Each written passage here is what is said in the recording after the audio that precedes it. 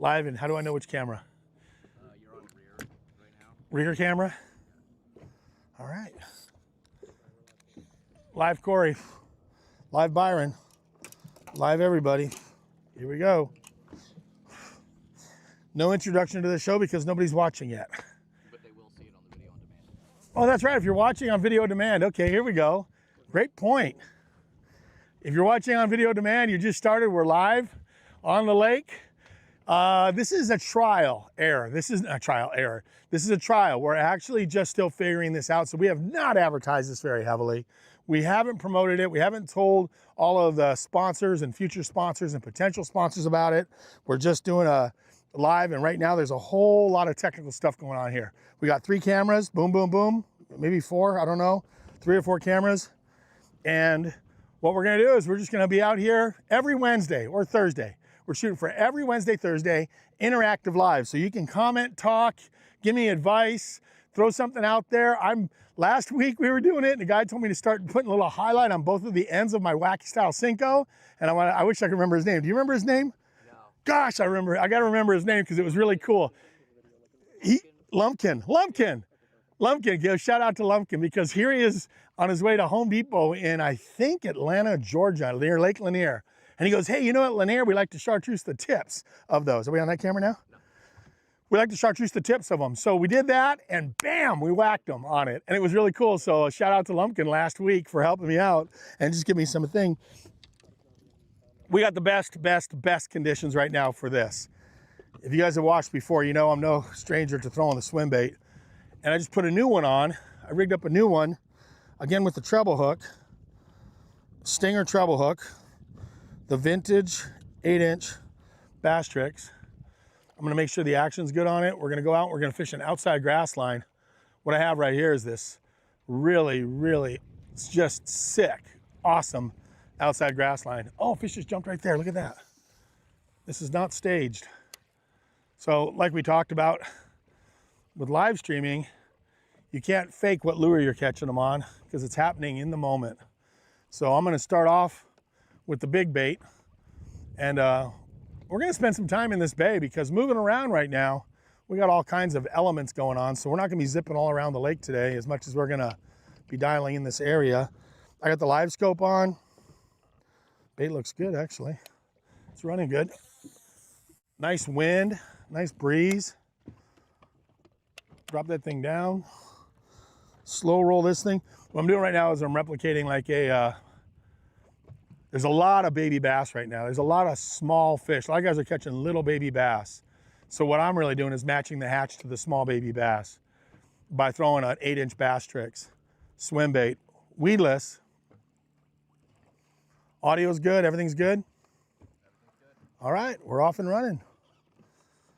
I'm sure I'll start getting some questions. So I'm not gonna talk about everything just yet, but I'll wait until we start getting some questions and some answers about what I'm throwing and why I'm throwing it and how I rigged it. We may go pop into those trees over there and see if those catfish are still there and those big trees up ahead. Craziest thing was there was these catfish. There were these catfish eating zebra mussels off of the trees over there. It was really cool. So I want to pop in there again today and see if they're if the big catfish are in there. Take a break from bass fishing, maybe catch a catfish in the trees on the zebra mussels. But I'm gonna pop in there and look around and whew, here we go. Back in the office. Big swim bait. 8-inch Bass Tricks. Right there. Now, I'm on the outside of the grass line. There are fish right on the bottom. I don't know if you can see that in the back. There's a lot of fish right on the bottom. I'm gonna let this bait sink to the bottom because I see all that life right on the bottom on the outside of the grass line. And I'm gonna, audio video is good. They're what? Sean Boyle. Hey, Sean, got news for you. This is an awesome story. I gotta tell Sean this story. He may be the only one watching. Hey, Sean, you bought those baits on Byron's Bunker on eBay. And I put them in the mail yesterday with a bunch of other stuff. So if you saw on eBay, your package is now tracking to you. Sean is awesome. And Sean bought some old tiki crawdudes, long discontinued tiki crawdudes. It's a crawfish bait that Wave Worms made called the Tiki Crawdude. So Sean, your winning baits on Byron's bunker are on their way. And I dropped them in the mail yesterday before we came out here. And you got a whole bunch of extra little love because guess what? Sean Boyle was our very first subscriber on the YouTube channel. Sean, I can't wait to see you again, man. I hope to see you at one of the classics or somewhere. We saw him at the Dallas. He didn't make it to the last classic, but I saw Sean at the Bassmaster Classic in Dallas, not knowing he was the first subscriber to Real Byron Velvick on YouTube. How cool is that? So when I saw Sean Boyle won something on Byron's bunker on eBay, I had to make it special. I had to throw some extra stuff in for Sean. All right. I am gonna give this swim bait about 20 minutes or so. I'm gonna breeze down this thing. Swim baits are hard because you're basically looking for one big bite, which could easily happen anywhere out here, especially middle of the day. I'm throwing the big bass tricks. That camera? I'll be showing this a lot, but I got that bass tricks. It's an 8-inch bass tricks, and I'm running a stinger treble hook to it. This time of year, a lot of your bites are gonna come in the back. A lot of headshots. With a swim bait like this, you'll get a lot of headshots when they're aggressive, but this time of year, they like to nip at it a lot. So they're gonna come up and they're gonna grab the back of it. And that's where that little stinger treble riding in the back, that's an owner little harness that I'm running behind there. BKK belly hook, real heavy one, to get that bait down because I like to throw it in the bottom. And you know, a lot of people ask me, I'll be doing this a lot today, but they say, what about that buttering the toast you did? You know, when you won Clear Lake, we watched you butter the toast. And so I'm gonna stir up the jelly sauce right here. This is the smelly stuff right here. And when I won Clear Lake the second time and Zona was in the boat with me, everybody watching on ESPN saw this right here. What I'm doing, see if it'll squirt through, because I like it better when it squirts through and I don't have to sit there and lather it all up. But I'm gonna sit there and I'm gonna ease that, I'm gonna get that stuff right on there. This has multi-purpose here. It gives scent to the bait, but it also makes it slippery. So you get better hook penetration. So when you're throwing a soft plastic swim bait, I'm adding that to it. And what I'm doing is I'm giving the bait two things. I'm giving it more scent and it's real slippery. Man, when they hit it, so now they get in behind it, you get a lot of followers, right? Are we on this camera? A lot of times you get followers. I think when they get in behind it and they're following that swim bait, they pick up that scent behind it and they snap it because they get a scent line on it as well. And like I said, you're gonna get better hook penetration as well. So that's my bait of choice right now. And I'll keep adding that scent to it. And I'll take that hook and just get it to ride down in there. And it is just a little stinger action. It's still weedless. It runs along the bottom of the grass real well and it just rides up high. So that's how it's gonna run right there. It's a double loaded bait. Let's see if I can get bit on it.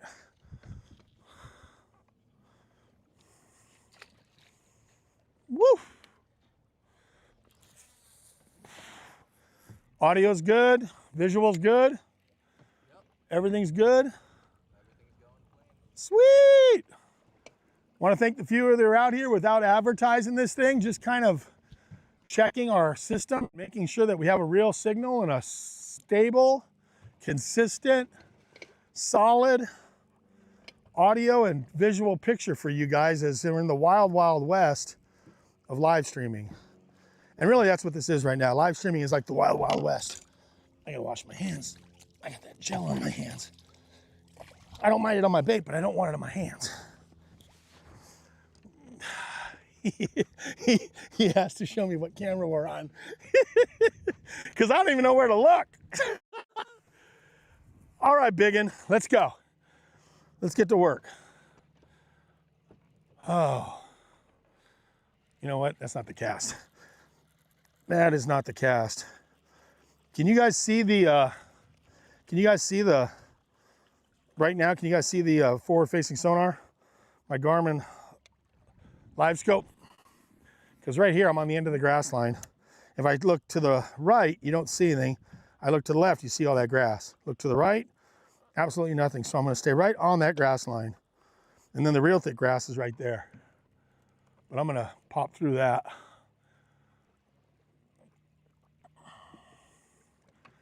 And I'm probably gonna fish all the way out to the point of it.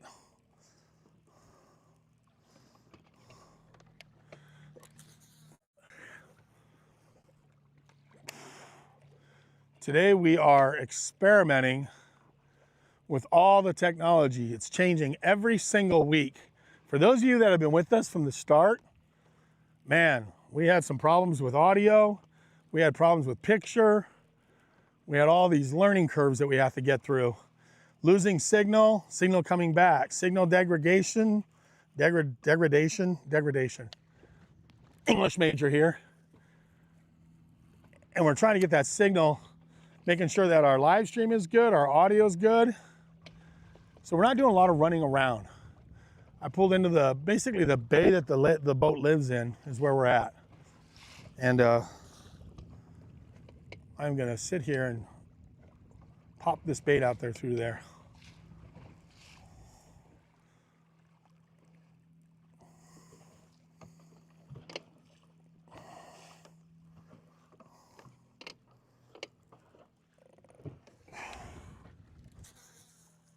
Oh, I am out here throwing a big swim bait on a grass line on Canyon Lake in South Texas.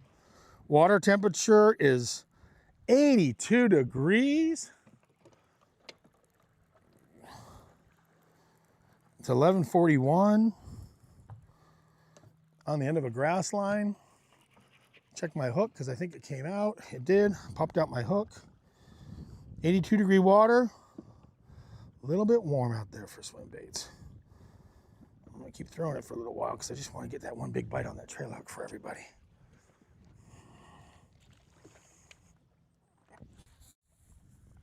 And I'm looking for fish right now. So I'm on the live scope and I keep scanning for fish. I'll throw the bait out there and get out to the outside line. And right there, let's see.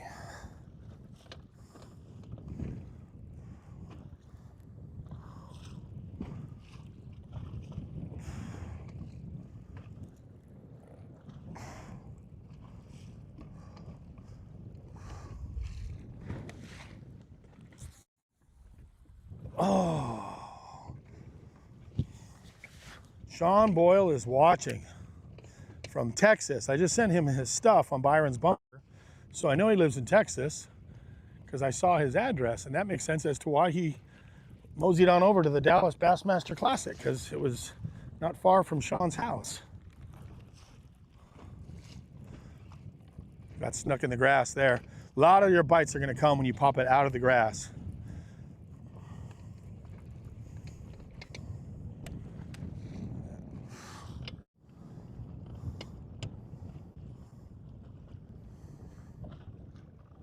Swim bait, baby.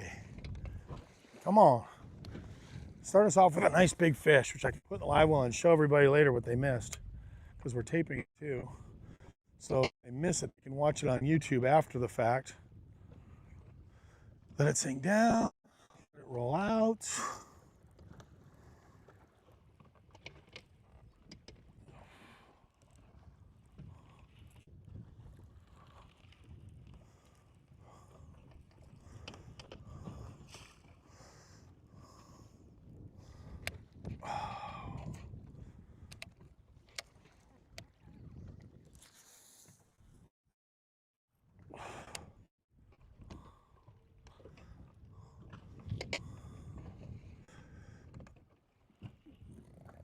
Letting it sink to the bottom, and I'm just slow rolling that bait.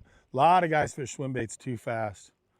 A lot of guys I see don't really slow roll it. You pop that thing through there, you let it just fall, let it stay in contact with the bottom or the grass, but slow rolling that swim bait and letting it pop through stuff all the way to the boat. Keep an eye on it with the live stream, with the live scope. Live stream, live scope. That has become a real challenge for me. To say live stream with what we're filming and live scope, where I'm watching that bait and looking at that grass and watching that bait come through that grass, just like that, right there. There's the bait. Popping it right through those. Now what I'm looking for is a fish in those clumps to come out of those clumps and eat it. All those clumps right there. Oh, God, there's some fish right there. I don't want to pick up the Cinco to catch them, but they're there. right there. How to pronounce this, but someone by the name of BURIDE09 says be out there tomorrow. Thumbs up. Danny Uribe.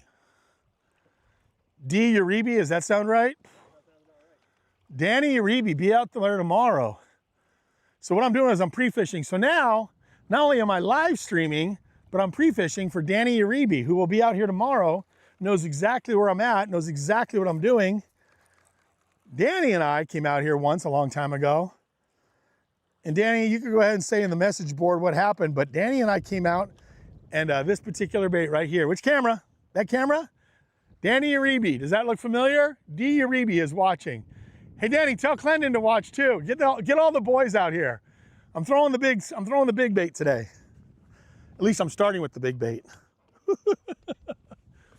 I'm gonna end up going to the small bait just to catch fish here after a while. And then I'm gonna be back in the nursery.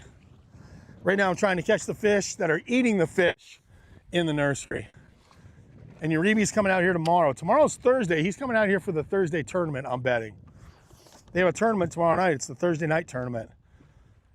So I'm guessing Danny wants to pre-fish tomorrow for the Thursday nighter. Yeah, I'll bet he did. Oh. You know, I was loving that sun. Here's Murphy's Law. This is Murphy's Law right here. You're all about the sun with the swim bait. You pick up the swim bait and the sun goes away and clouds come in.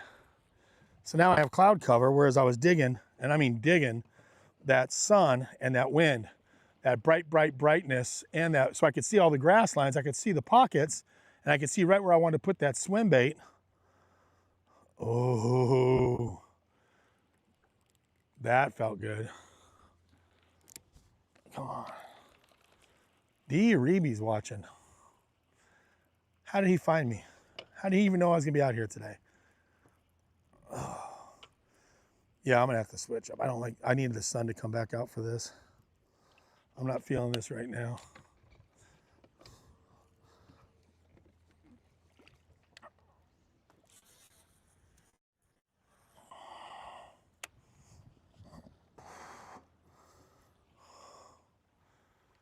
Looking for fish. Frank Walder 7380 says start with a big bait, end up catching on a Cinco. Frank knows what's going to happen here. Start with the big bait. That's like the script for my podcast or my live streams. You're right, Frank. Start with the big bait. But man, I just want to get one for the big bait. A couple weeks ago, I came out here and I wrecked them on the tail, and they were biting the tail of it, so it was awesome because they were chewing the tail part of it, and I was getting them on the stinger. But yes, Frank Walder, I will be throwing a Cinco. I was gonna be spy bait, Cinco, and swim bait. But with this weather changing, I think I'm gonna go to a crankbait. I'm really starting to feel crankbait right now, more so than anything else. And the more I talk about it, the more I'm gonna talk myself into it. They're really eating bluegill right now. They're on, call it perch, call it sunfish, call it bluegill. This is looking more like a small baby bass chasing some of those glass minnows. Which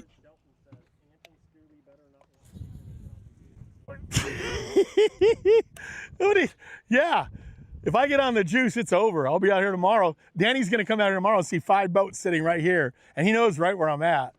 But once you get on them, come out here and get on the juice. If you're in South Texas, come to Canyon Lake. God, the water's so pretty. Bobby Barrick, I am gonna get Bobby to come out here and we are gonna fish together one day. Once live streaming is perfected, which camera? Because I gotta know. So here's the plan. Once live streaming is perfected and we get this thing dialed and we understand we're good, you know, we can go 3, 4, 5 hours without interruption. I wanna start getting my friends to come out here, or maybe go to them, but start getting my friends. And right off the bat, Bobby's been dying to come here. Bobby Barrick, the king of frog fishermen, turning frogs into toads, the TFT network. If you haven't seen it, check out Bobby Barrick, turning frogs into toads. He is dying to get out on this lake with me because there's so much grass. And he is just thrilled about the fact that there's so much grass out here. So I'm gonna get Bobby out here and we're gonna be live streaming together. So all of the TFT fans, the TFT network, Turning Frogs into Toads network, and I can sit there and talk to people together. How cool will that be? You can ask Bobby questions while he's on the boat with me, and I'm gonna be fishing, I'll be fishing my baits, he'll be fishing his baits, and we will try to make something great happen. Oh, don't threaten me with a good time, but I'm not throwing the glide today. Oh, Bobby out here he's gonna have a blast here. And granted, this isn't Choke. Now, Choke doesn't have the grass this place has. So, Sheldon, this is gonna be a neat deal for Bobby because this is Canyon Lake and they got all this grass. And Bobby's gonna dig this grass out here. Here comes the sun. Thank you, son. Pop up. Now I'm gonna pop in here real quick. I don't know if we can see him, but I wanna show you guys something really crazy. There is a ton of catfish hanging around this hardwood right up here. I never saw a bass in it, but all this hardwood right up in front of us was loaded with cats. And I talked to the local guide here who's out on the lake today right now, Charles Whitehead. Charles Whitehead has barefoot fishing charters. And barefoot fishing charters, if you guys wanna come out here and do a guide trip, he was a guest of ours already on an earlier show.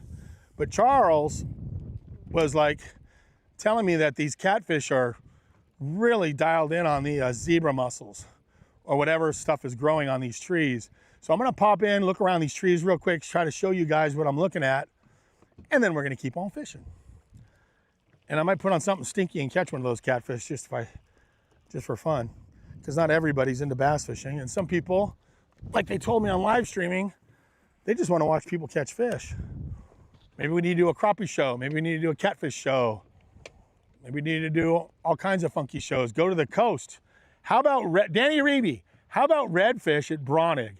How about pack the boat up and go to Bronig and do, or Calaveras? Redfish in San Antonio are in lakes. Here in San Antonio, we have redfish living in power plant lakes. So the craziest show, which would be really cool for everybody, would be watching us catch redfish on the lake. Everything cool? Everything's good, all right. The hardwood's coming. Now it was crystal calm and clear out here the other day. We got into this hardwood and I could, not sure if I'll be able to see the cats today with this breeze blowing across in this overcast, but I still want to pop my head in there. And then we'll go out to the point and, oh, you want to come red fishing, Danny? Danny and I do a live stream together on either Calaveras or Bronig. Sucking grass up into the guides.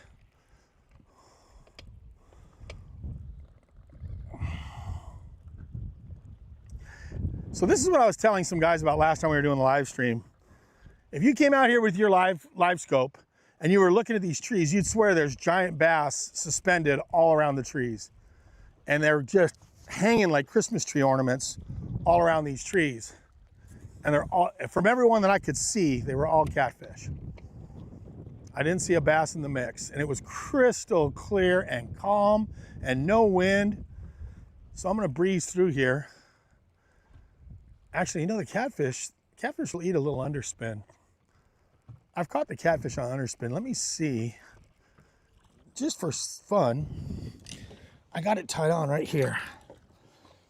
Believe it or not, I had an amazing day on the lake here, throwing that bait right there for catfish.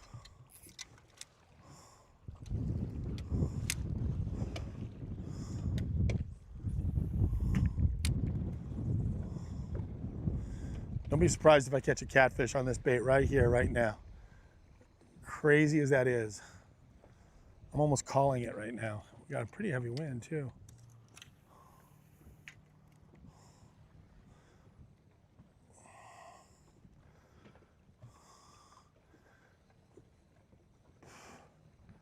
Has Jordan from Australia checked in yet? Oh my goodness. That wind's blowing through the trees. Trying to get the prop out of the way. Oh man, I gotta turn out of this wind.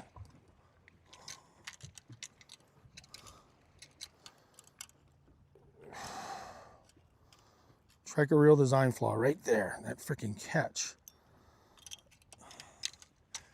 You didn't hear it from me. I said that out loud. I probably shouldn't have. Striker reel. One little thing I don't like is that little grabber right there.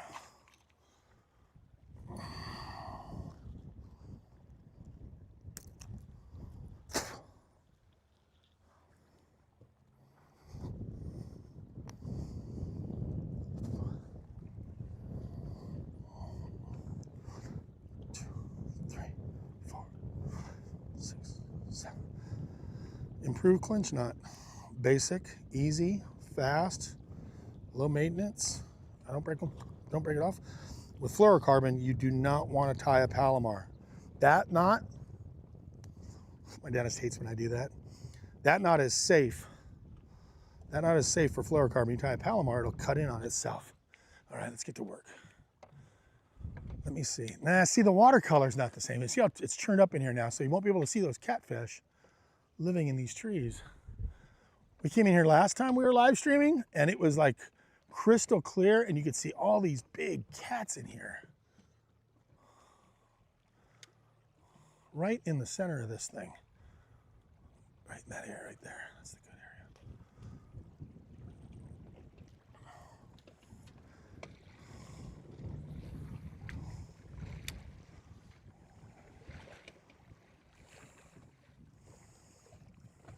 I'm gonna go right through the forest. Oh.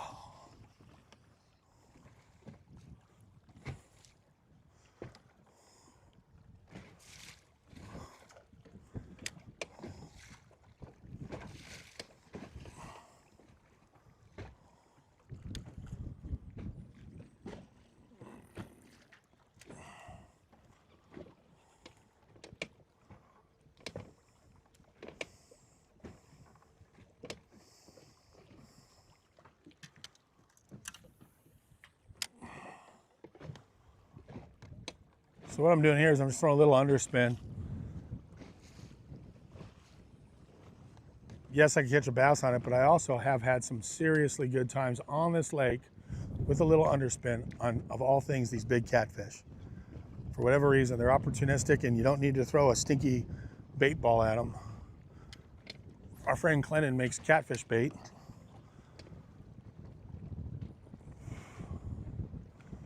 But the water is not... I really want to show everybody these catfish, but you can't see them with the watercolor being off.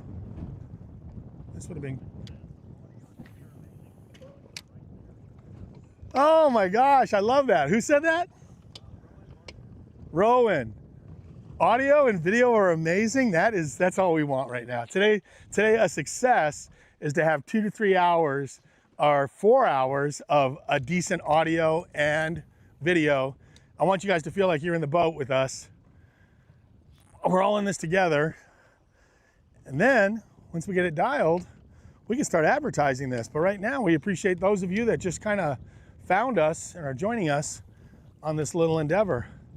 And we're only going to get, like I said, I didn't tell Camus formally that we're going to be live today. I didn't tell Mercury that we're going to be live. I didn't tell Arc Pro. They've been doing a lot of cool stuff with us. So I didn't tell Arc Pro that we're going to be live today. I'm not promoting this. We're not doing anything. We are just out here. This is like, you guys are on the experimental live stream trip with me. And this is experimental. We got wind. I mean, I'll tell you how crazy it is. Oh, you're standing on a rod. That's a party foul. Happens. Ugh. See this right here? This is the dead cat. I learned this myself. Dead cat. Guy behind the camera says, we need to buy dead cats because of the wind. Why would I buy a dead cat? I can just go kill one. I mean, they have them at the shelter, There's a bunch of dead cats that they've gotten rid of, sadly, but I didn't know what he meant by a dead cat. He tells me I have to buy these little furry things right there because of the wind. This is all part of the exploratory live streaming that we've been doing. Dead cats, change audio, change all the elements that, oh boy, I might want to fix that. I'm going to get around that. You might have to pull me off of that. Oh, let's see. Power poles, catching wood. Oh my gosh, get us out of the wood with the wind. Stand by. I'm putting it on high.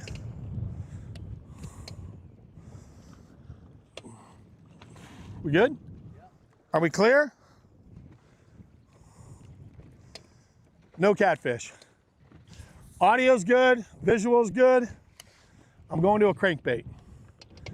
I'm gonna do it right now. I'm gonna put it on spot lock. I'm gonna change to a crankbait because this is not good swim bait weather. This is gonna be better for a crankbait today. I feel crankbait.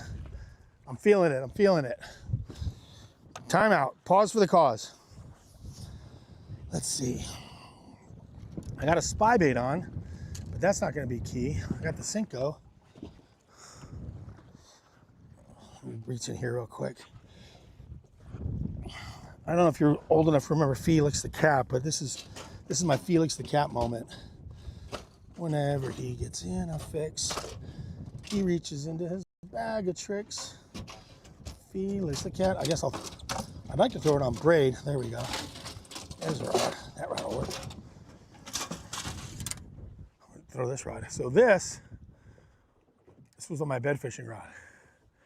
That was what I was using for bed fishing. So when we were doing bed fish earlier, I was throwing that little bait right there on a bed on a drop shot. You put that on the bed. it's like bedfish bass candy. I think that's 6 cents if I'm not mistaken. That's a 6 cents little panorama 2.5 or something. But I'm gonna cut that off right now and go to a crankbait today because of this overcast and this wind.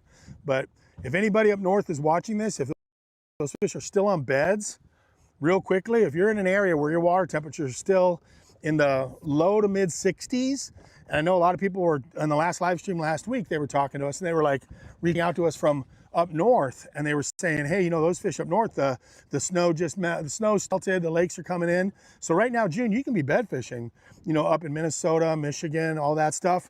If you're watching from up there, anywhere where the water's cold, fishing with this allows me to put that right there on the bed, and I just kind of twitch that around. You can tell I'm using heavy line because bedfish aren't real line sensitive. I mean, I was catching some big ones bed fishing with that. So this was rigged for bed fishing. I'm just using a little owner hook right there. I could go to a little bit longer leader if I felt I wanted to get up a little bit higher, but this is a mean little bed rig. So again, you know what? I should probably give Arc Pro their love because they don't want to see me chewing on my teeth when they have this cool thing. But their stuff's amazing. Arc Pro has the coolest stuff. If you haven't seen their stuff, it's a brand new company, Arc Pro. They are not a sponsor, but maybe they will be someday, who knows. But they sent me the coolest. I got their hat. In fact, he's wearing the hat right now. I'm gonna go to a crankbait. All right, so they're eating bluegills. They're eating brim. I'll switch up here. This is from Byron's bunker. I decided to bring all my eBay baits. So I'm actually selling all this stuff on eBay. I got tons of it. Magendas, Lucky Crafts, there's a Blitz. You know, so all this stuff, these Magendas, all this stuff's on eBay right now on Byron's bunker because I got so much of it. But I thought I'd grab some stuff, that little bluegill live target. Not a sponsor, just a bait that looks like a bluegill. And on this weather right now, Danny, Uribe, if you're still watching, if I came out here tomorrow, or if I were you, I'd probably be throwing a crankbait. If you have this wind and this conditions. Rowan Marster said, I feel like I'm right in the boat. And then Wolf of Walmart says, dudes, I'm so glad you're doing this. Are you going to auction off every lure that we catch a fish on this line? You know, I tell you what, Wolf, here's what happened. I'm like, you know, I got all this stuff on Byron's bunker and there's all these auctions going on, and I'm like, man, a bunch of these baits I don't use. I got brand new ones in the compartments, in the containers that are at the house. So if anybody wants them, I mean, on the eBay, there's a whole bunch of stuff on eBay that I got to get rid of. I just have too much, man. I got too much tackle. So if I'm catching fish on them and people want them, hell yeah, I'll put them out there because I got more than I could ever use. I'm not fishing tournaments anymore. I got all these baits that people want. Guys are messaging me now. Man's, you know, live target, old stuff that you can't find anymore. I think they still make these and they still sell them, but there's a cool little bluegill. Let's go to work. Ah. Oof.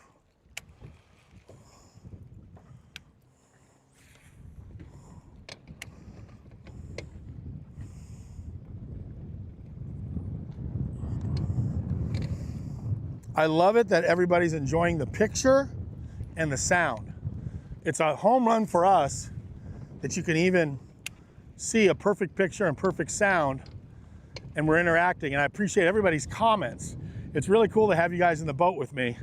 We can all sit here together, and last week, that dude from Georgia gave us some heads up on a way he likes to tweak his little bait, and we did it and caught fish on it, and really cool when we're interacting with people. And lure what?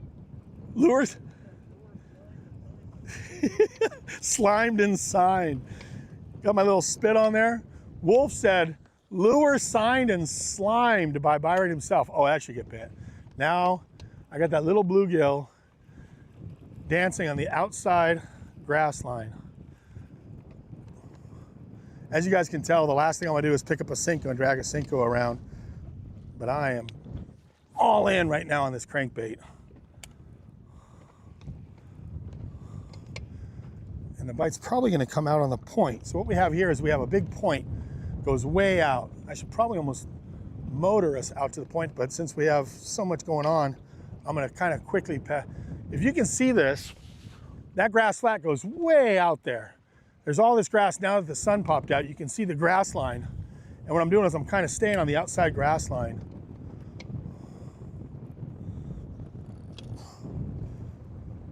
Oh man, it feels good to be out fishing.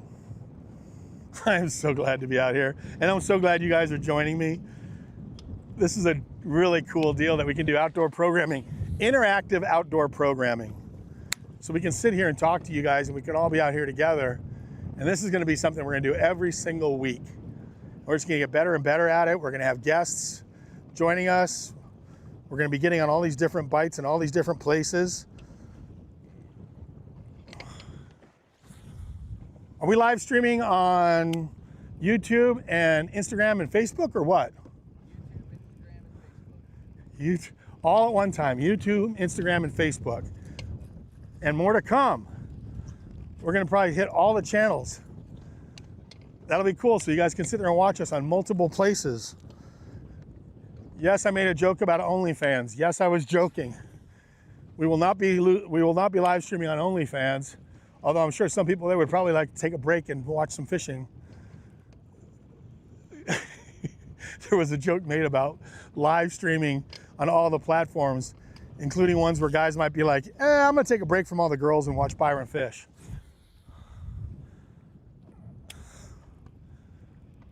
Oh, this should be getting bit. This is good crankbait weather. Nope, grass.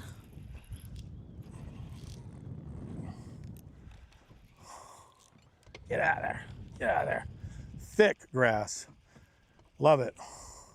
God, that grass is so healthy. That is so good.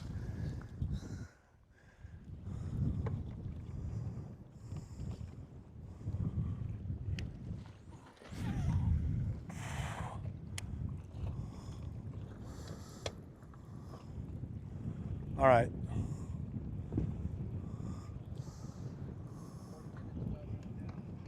41st exploratory minutes, and we haven't lost the signal yet. We are setting records today, guys. Audio and visual for 40 minutes with no problem. Interactive on multiple channels. Who are these guys in the back of the boat that are making this happen? Gosh, this is amazing. We're on Starlink. We're not gonna talk about anything else but that. I am told to be hush hush about the technology and who's involved. Pay no attention to that man behind the curtain, they say. To quote some Wizard of Oz, literally behind the umbrella. Pay no attention to that man. Hey, are you allowed to shoot the umbrella? You should come up here and just shoot the umbrella. just to show people what it looks like on the back of the boat. I think the umbrella is safe because there's the Wizard of Oz has an umbrella over them. Don't make me break out a Cinco. I don't want to break out a Cinco. I want to catch them on a little crankbait. Come on, babies, eat this thing. Where are we at? 18 foot of water, no grass, right on the edge. Oh boy. Oh boy, where they at? Come on, wolf pack of fish. Oh. I'm gonna go to the back of this pocket.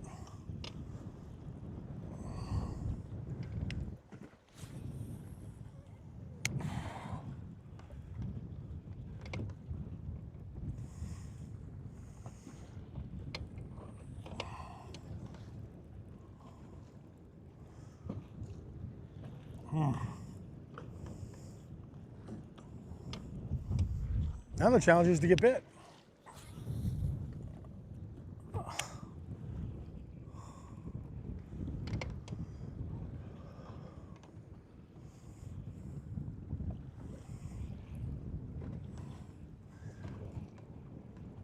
we don't get bit here down this little stretch, here's a pocket. Now what I can do when the sun pops out, I can see the lanes. So I have these little grass lanes right there, these little dark lanes in between the clumps. There he is. Oh my gosh, you're gonna laugh. Guys, this is so funny. You guys gotta see this. I mean, what is this bass thinking? Check this out. This is crazy, right? Like, are you kidding me? Are you kidding me right now? He tried to eat that. That's so nuts. Now, you know, Rick Clunn famously said if these bass grew to be 40, 50 pounds, kids on jet skis would not be safe. And I laughed when I heard that because, I mean, this is true, right? If that guy is willing to take a shot at this, if you were on a jet ski and that guy was 40, 50 pounds, he would take a shot at you because he's doing that. I mean, that's smaller than my swim bait. That's what I'm replicating. Oh, here, get your foot. Oh, I'm trying to replicate a baby bass pattern. And this guy's actually, this is called matching the hatch right here. This is matching the hatch right here. If you can sit there and get on the bass that are eating the other bass, I mean, it's not even the same. Look at that. Like, that's crazy to me. Anyway, got a bunch of hooks, but so future jet ski eater if he was 50 pounds. Frank Weller says, don't jinx yourself by saying everything is going good. Oh yeah, Frank, thank you. Everything is going horrible right now on live stream. I can tell you the fishing is tough. Look, I'm gonna keep throwing this bluegill down these dark little lanes and see how many little juveniles I can catch. But Frank, right now, fingers crossed, we're doing really good. We got a great little signal. So I don't want to jinx it, but Frank, you might have been there. Hey, ask Frank. Oh, I'll ask Frank. I can talk to you, Frank. Frank, were you there for some of the other live streams that were challenging? Dying to know if some of you guys are previous watchers of other attempts at live streaming that did not go so well, because we have had our share of challenges. Woo!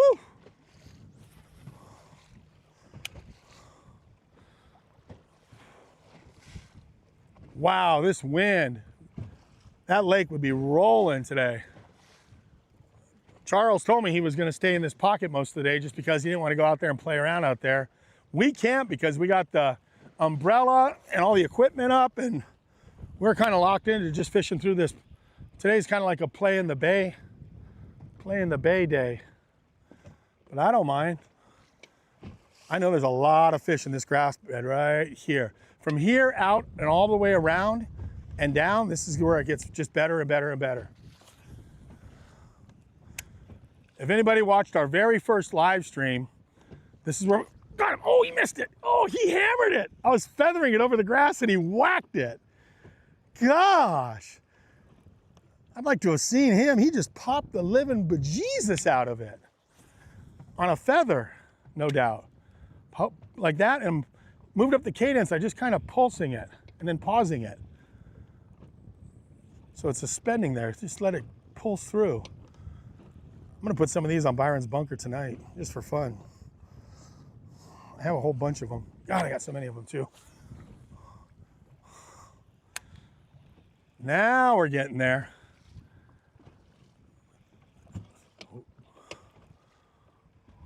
Come on, man. Prove to me this crankbait bite can roll. I do not want to drag Senkos around. I don't want to have to be throwing soft plastic. There's a nice lane right there.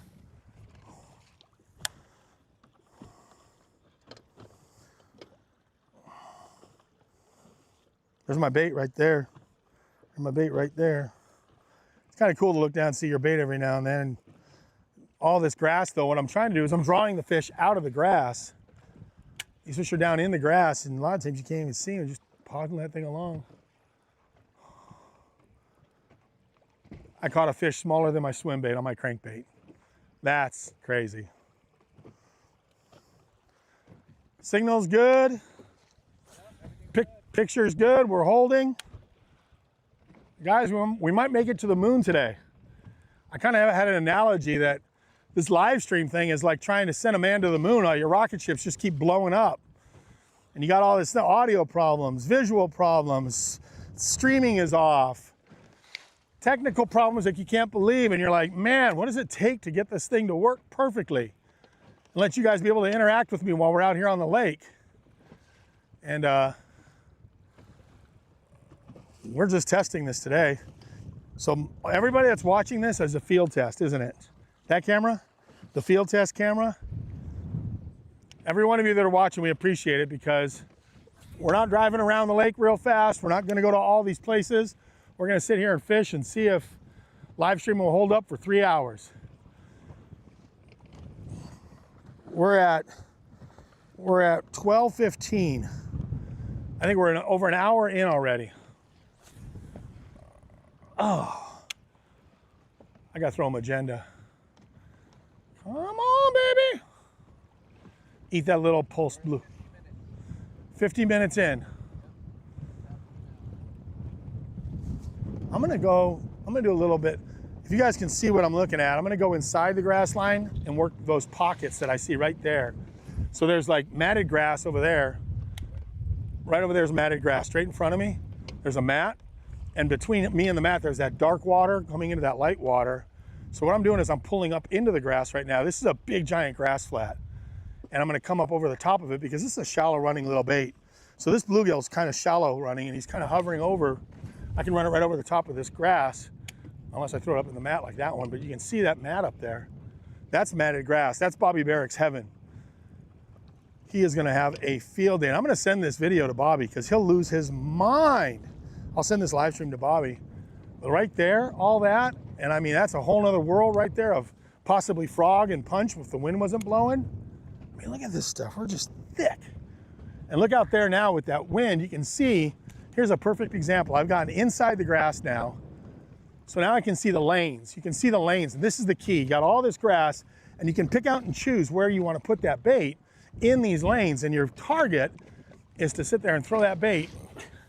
In the wind is not easy, that little bait, and get it in these little pockets right here. If I get a lull in the wind, I can sit there and just fire that bait low right there in that lane, just like that. Oh, that's perfect. It'd be awesome if this just got predictable. And when it gets predictable, it gets real fun. Hitting the lanes. I'm up in the grass now, and I'm working my way towards the hard edge out there, but I'm running that little bluegill over the top of it.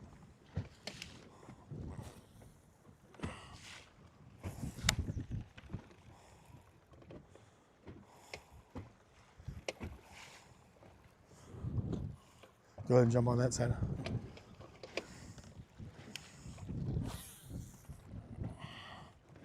Oh, casting in the wind.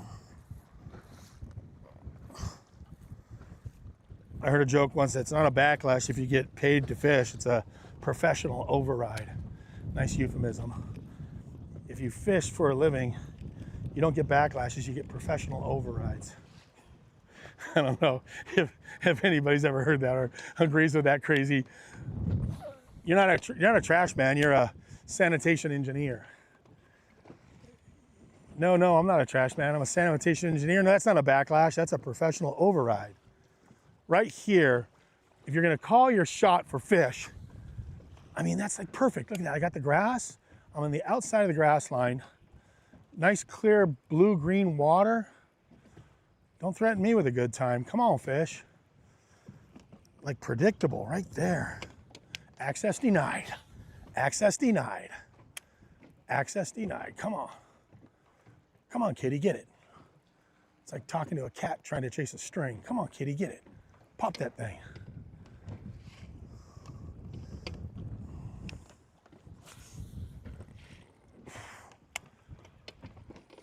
I get to the tip of this thing, I'm gonna pick up that swim bait and go around the outside edge of it, just because I want to fish something aggressive.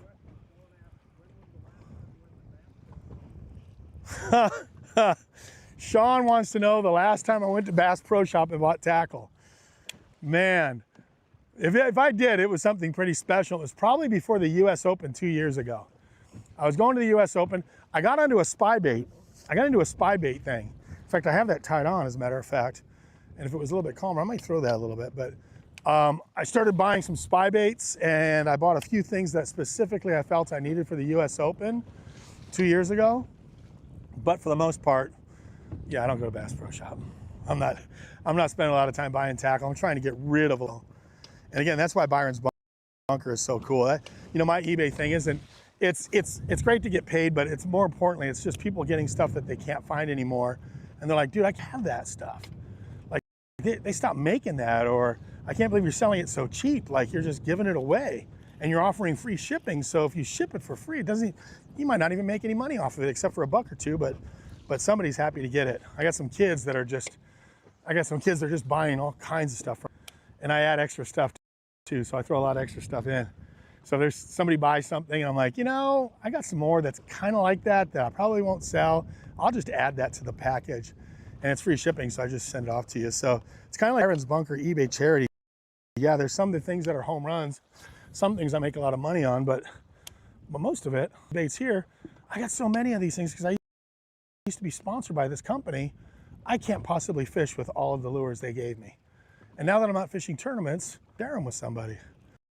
You know, somebody wants these things. A lot of this stuff, I don't know if they make these anymore, but this little bait, this company sponsored me and they sent me tons of these things.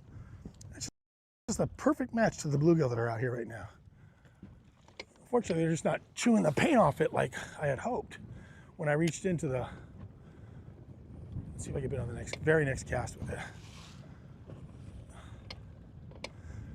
And don't threaten me with throwing a swim bait because I'm about to throw it on the tip of this point. Now we're getting to the furthest outside grass in this bay. So you talk about a really good target. It's the most outstanding grass point, or outcropping I should say, because outstanding could be used both ways, but it's the most outcropping grass point and it kind of creates a lined grass. So I have to do it. Look at that. Oh, they like that. Hey, Bobby, there's a whole lot of this in this lake. Fish just love it. This lake is so good for that.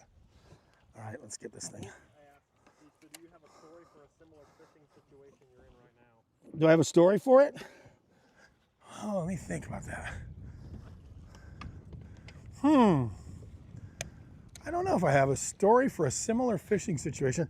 I've never really live streamed before. I mean, it was cool that I did outdoor programming. I did the shows on ESPN, and it's kind of crazy to have a camera guy in the boat and I'm able to talk to the audience.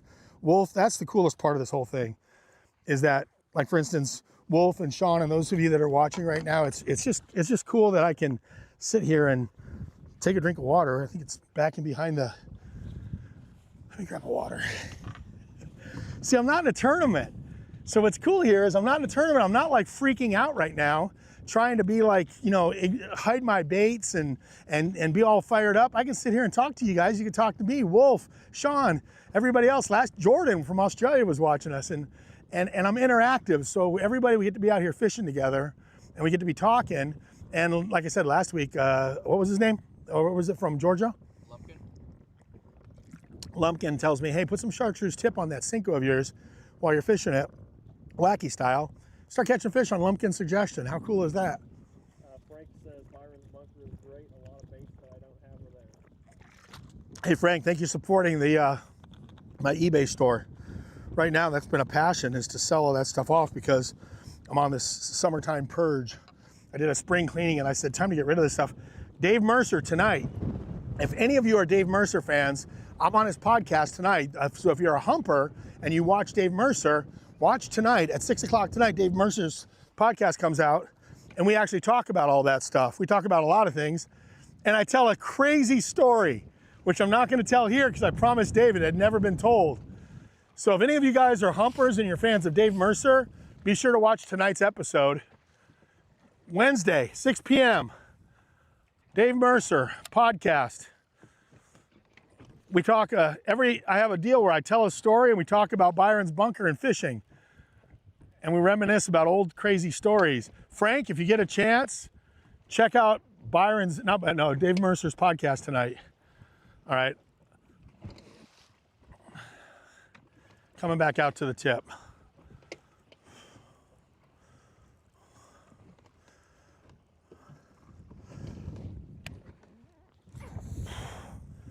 I got sun again, I got wind again. You guys can see the pattern in me. when those clouds go away and I get sun and I can see that grass line perfectly, I start getting antsy about throwing a big swim bait. Because what I'm doing right now is just fishing for the alpha dogs, the ones that are going to eat that, like that baby bass that I just caught. That's like I'm matching the hatch. And I don't know how many of you guys have had this happen, but when you hook a little fish like that and a big one comes up and tries to eat it, man, that screams swim bait. When you hook a small bass and you're fighting that small bass and all of a sudden you see a 6, 7, 8 pounder chasing that small bass and trying to eat it off your hook, throw that thing down, grab a baby bass pattern swim bait and go to work, because they are in cannibal mode. They're cannibalistic and they're eating their own. So best indicator you could ever get for throwing a big swim bait is when you hook a small bass and he gets chased to the boat or gets mauled as you're reeling him in. That did not happen to me, but just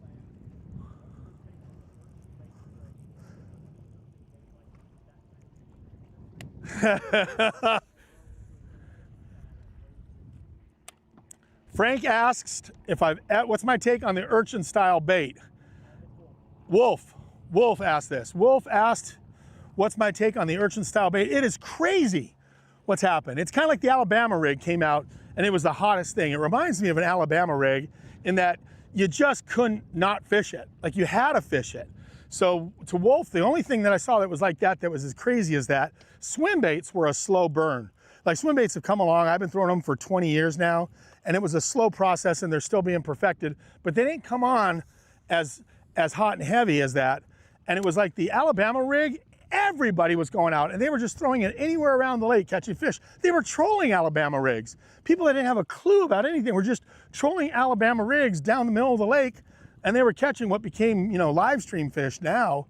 Those are fish now that you catch, live scope fish. See, I get live scope, live stream mixed up, but Wolf, to answer your question, I personally have not fished it hardly at all. Someone gave me one, it's in my boat here somewhere, but this whole sea urchin, corky, croaky, man, it's taking the whole fishing industry by storm. The only thing I can relate it to is the Alabama rig, when I saw that hit the market. And they actually banned it. If you remember correctly, they banned it from tournaments because it was so lopsided. With the Alabama rig, if you were not fishing it, you were fishing for like below 30th place against all the guys that were fishing it. It was so unbelievably lopsided. And because it didn't have any money behind it, it got banned pretty quickly, because it wasn't like there was any sponsors that were saying, no, we want to make sure that everybody can fish that. So that's where people complain about live scoping. They're like, if there wasn't a ton of money behind it, maybe it would get banned altogether, because so many people I got it on right now. I'm not really looking, I'm looking at my grass line, but that's a great question though. I personally probably need to get an education on the sea urchin, croaky, corgi, sea urchin, whatever you call it. It's the most bizarre thing, and it is just crushing them. Guys are throwing it, forget about a wacky style Cinco now, guys are throwing that. Like I said, I got one in the boat. Funny story about that, we were out here live streaming, and I could see these fish swimming around. I was throwing it at them, and they swam away from it like it was kryptonite. I heard the fish will eat it, all I have to do is see it to eat it, and that was not the case when I was out here and we were sight fishing. I was following some fish down the bank. Oh, there was one right there. Painting the picture, I love it. I gotta do this. All right, Sean. I hate to do this, but I just saw a fish jump right there. Here it is. Wah, wah, wah. There it is. If the wind lays down a little bit, let's see how easy it is with this thing. Now that we're on the outside tip of this, let it sink. Oh my gosh. Sean, Frank, Wolf, thank you guys for joining and commenting and being on the boat engaged with me today. This is just a practice run, and man, we are, like I said, we're not promoting this. We're just, this is a test. Consider this whole day a test to see if we can actually stay hot, live, uninterrupted, good audio, good visual, good cameras, good everything for a long period of time, because that has been our challenge in a big way. And we can't find out if we're going to be good live streamers unless we live stream. So we have to practice it. So far, we're up an hour, no problem. 1 hour and 0 problems. Are we an hour right now into it? Oh my gosh, lunker plunker. Dude, I got them too. I got the old wood lunker plunkers. For those of you who don't know, that's the ultimate big oversized topwater bait. And you know what? That would be a fun bait to throw. But I ain't seeing a whole lot of surface activity, but man. And oh, did you see that? Oh, did he take my bait?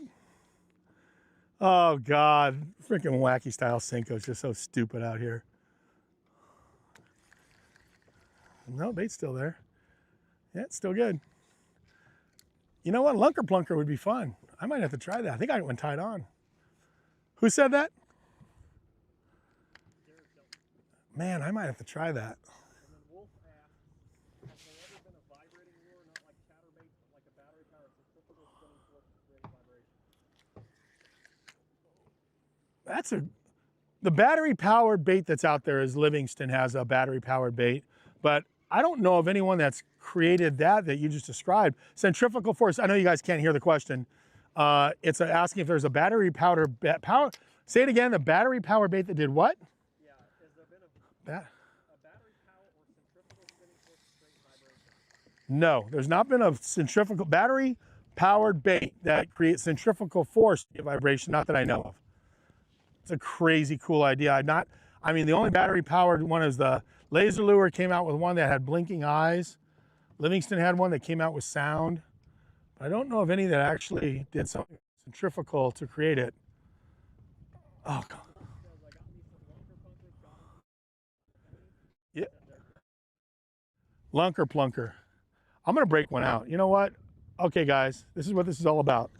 Let's try it just to show you guys, because I think I got him in this boat. I know I got him in this boat. Here's the deal. We're live streaming. Since the subject of lunker plunkers comes up, by golly, I'm gonna break one out because I know I have them in this boat. In fact, I think I have them.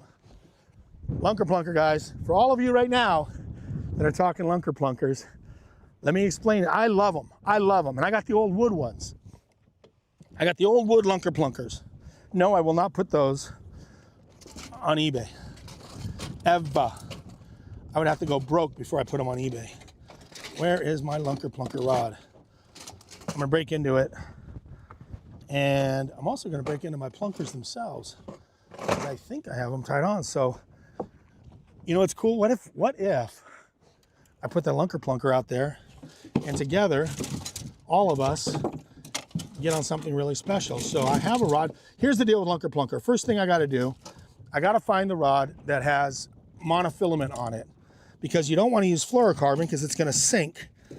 You gotta find the rod that has, I got a big reel down here, and you can tell this was impromptu. So those are all fluorocarbon because those are all subsurface.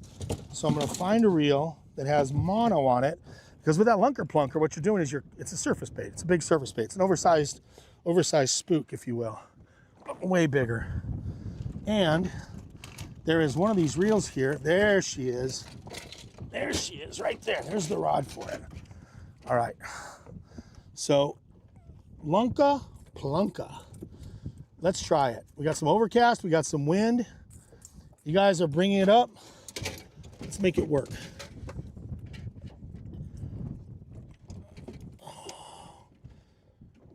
You know what I'm gonna do next time we actually live? Those massive topwaters love them. They still get bit here in Cali. Oh, I love them too. Those massive topwaters are the juice. Here's a monster jack, Japanese monster jack. Sold a bunch of these on eBay. Yep.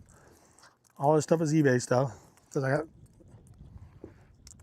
Come on, Arc Pro's going. Stop biting with your tongue. Funny story, guys. Funny story about my dentist. I had this crazy dentist in California.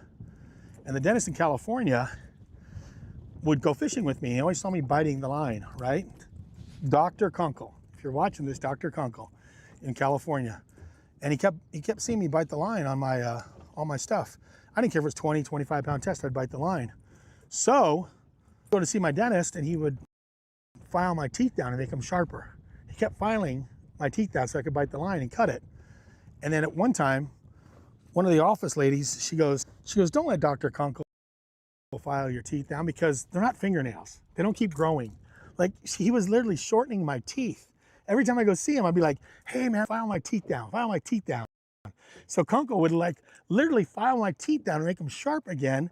And he was shortening my teeth, permanently shortening my teeth. And I didn't know that. Like I didn't know, oh, by the way, crazy story. That's not it. On a hat earlier, it was the old Mercury hat from when I used to win tournaments. And I found that thing when I was cleaning out the room the other day. But let's get back to the Lunker Plunker. And I will try to refrain from shortening my teeth. Lunka Plunka. Where are they hiding? Oh, for sure. For sure, Wolf. Okay, man. Is this them? Is this them? That's them. Whoa. All right. How's that look, dude? Right there. Now I want to show you something crazy. Wolf, you're going to love this. Okay, follow me on this, Wolf. You're in for a special deal here. I got to show you this. So here's the Lunker Plunker, and you're going to see that crazy thing sitting in front of it. And this is totally a cool adjustment. And the few of you that are watching this, I want you guys to check this out, what I came up with. And it's just the craziest thing. So there's my plunker, right? This could be its own, Wolf, this is gonna be its own segment if this works, but here we go. Okay.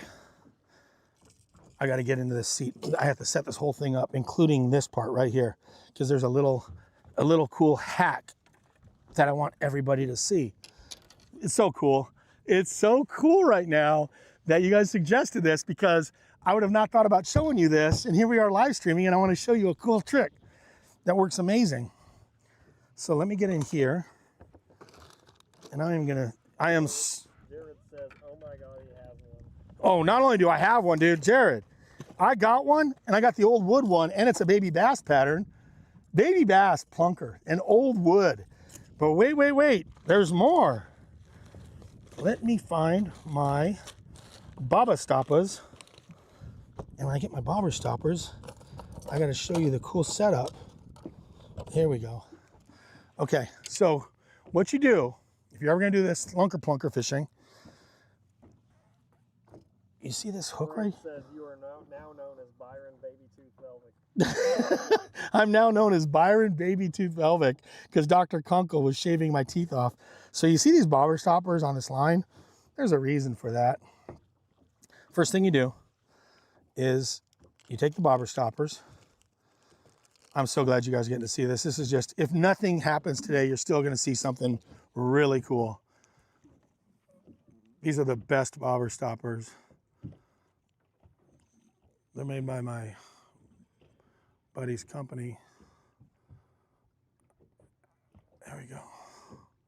Okay, so I got the bobber stopper, right? See that stopper? Now, there's a reason why I painted this. I actually took nail polish and I painted this thing chromish white. So what I'm doing is I'm creating a chase bait in front of the Lunker Plunker.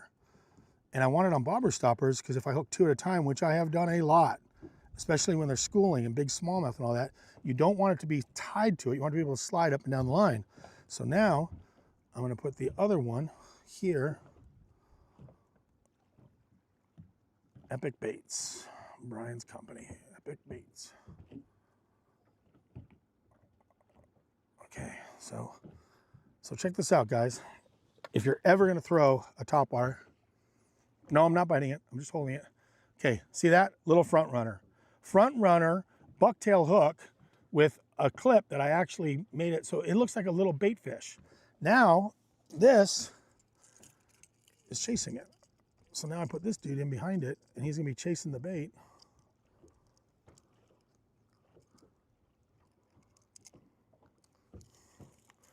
I can slide up the line as far as I want. Monofilament so it doesn't tip down. And now I got a big topwater. I'm so glad you guys suggested this today. I am all in on this, midday like this. Heck yeah. Wolf said this is a spotted bass killer. Oh my gosh. You'll catch, I have fish tournaments. Wolf, it's a spotted bass killer. This has saved my life right here. because I'll catch smaller keepers with this if I'm not catching the big ones on this. I've caught so many doubles, and if you're in a tournament, you better hope you're using a net because you're gonna bring them both in at the same time. That one will eat it, that one will eat it, and this will slide down the line and you'll have them side by side. So, wet the line. You guys brought up Lunker Plunker. I mean, hey, this is what it's all about today. It's as if you're in the boat with me and you're like, dude, why don't we throw a Lunker Plunker today? I'm like, you know what, let's do it. You guys brought up Lunker Plunker, I'm all in on that. Now what I'm gonna do is I'm gonna take this and I'm gonna bring it down to about a chase area, so I'm still gonna get a good wide strip on it. When you see this in the water, guys, this is sick. You have this bait doing this, you have that right there, that front runner, and they'll come up and look at this, and if they don't wanna buy it, they'll buy into this. They're competing with this fish for that. And I've caught big ones on this too, but now I got this really cool, and I made this up out of my own. This was a US Open 3 years ago when I was doing this, and I was realizing these fish, the small stripers were chasing this, and I would get this, it's like a living Alabama rig, because you have all these small fish chasing this, and this is chasing it, so the big fish see just all kinds of life. They see small fish chasing this, they see this fish, and they just blast it all. So this is a really cool technique.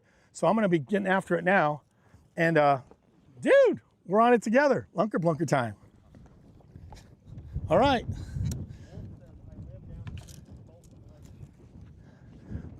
Wolf lives down the street from Folsom. That was a cool lake. I won a tournament there back when bed fishing was relatively unknown. I bed fished that lake and I won Folsom. Orville, Folsom, Don Pedro, the mother lode. So now, and here's the deal. We got this big heavy wind, and a Lunker Plunker actually cuts a big berth through that big wind. So I now have this bait. This is awesome. What show do you got, Wolf? What does he got? I'd love to.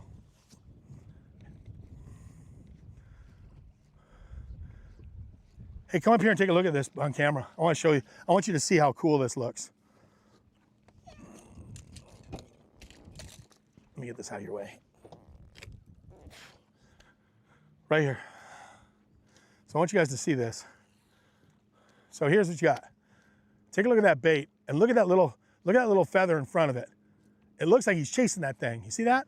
So now you got a target. So then they see that activity and they'll come up and they'll eat that little white thing thinking it's a small bait fish, like a small shad or a herring or whatever, but that's the trick right there. So that is amazing running in front of that. Don't be surprised if I catch a small one right now. And a lot of times when I do, I slow reel it in because the big ones will come up and try to blast both of them.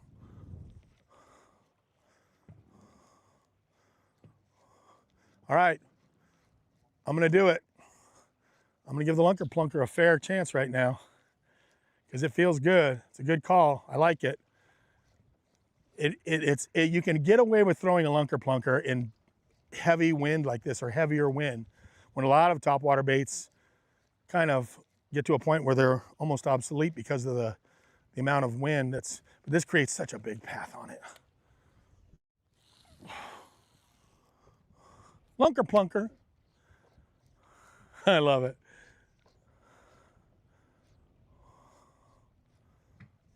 Man, you do not need to threat.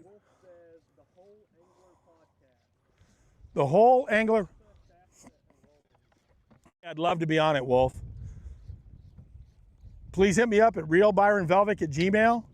Send me a message. Let's do it. We could talk all the lakes around there. Folsom, Orville, Shasta, Don Pedro, New Melones, all those lakes. realbyronvelvic@gmail. Man, this is good stuff right here. All right, I'm glad he suggested it. Please work. Make a hero for Wolf and I. Wolf says Lunker Plunker. I say yes. What's cool about this is now you can throw this thing a country mile. And there's a hole over there. If you look past that grass, I don't know if you can see this or not. I'm gonna go over to it right now. There's a hole in this grass on the opposite side. So let's see if there's a fish willing to come up in it. And I'm gonna have to, this grass is so thick, I'm gonna have to kind of pull my boat over this matted grass to get to it. Look how far you can throw that thing with ease. And it's a slow big pulls. big, big, wide berth. I mean, this bait is awesome because it goes sashay, swish, sashay, swish, and kind of like sounds like something RuPaul would say. Remember RuPaul? Sashay, sashay, sashay. Come on, RuPaul. Let's do this. Let's get this going, girls. Come on. I'm doing my best RuPaul right now. Come on, girls. Let's go. Spin it sideways. Oh. Come on. Are you laughing at my RuPaul, Patrick? Sashay, sashay. Come on, baby. Oh, God, it looks so good going over it. I should at least get one on the front runner.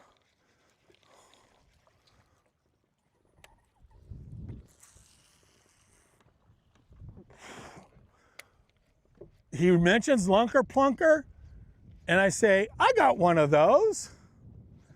I like throwing lunker plunkers. I don't have it tied on, but Wolf, let's do it. I'm keeping it honest for you, Wolf. Wolf is all in on this. We will, RuPaul. But he knows what I'm talking about. When you get that bait going, it goes swash, swish, swash, swish. And we're gonna make a segment out of it when I roll one on it. So just stand by. Because all we gotta do is get one of those big girls to look up. Come on, come on. Come on, come on, come on. God, it looks so good in the water. I just stand back and watch it. And I do a lot of pausing. A lot of times, if you pause it, that little front runner starts to sink down. That little bobber stopper white hook, treble hook with a feather, it's just sinking down right around the fish. So if anything is up looking at it, they won't hesitate to take a shot at what it's chasing.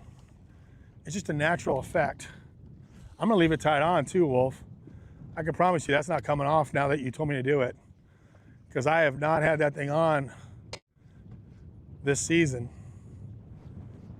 I had it in the boat and I had the front runner in front of it, and I thought, oh yeah, not only do I get to throw it, but I get to, Wolf, if you haven't done it, try it with this front runner on it. And make sure you use bobber stoppers, and I paint the swivel white with nail polish or glitter. And so everything's white on it. I'll even paint the bobber stoppers. I'll get nail polish, I'll just paint the whole thing a white silver glitter, so it just looks like a little shad or something that they're chasing. Come on, come on, come on, come on, come on, come on, come on, come on.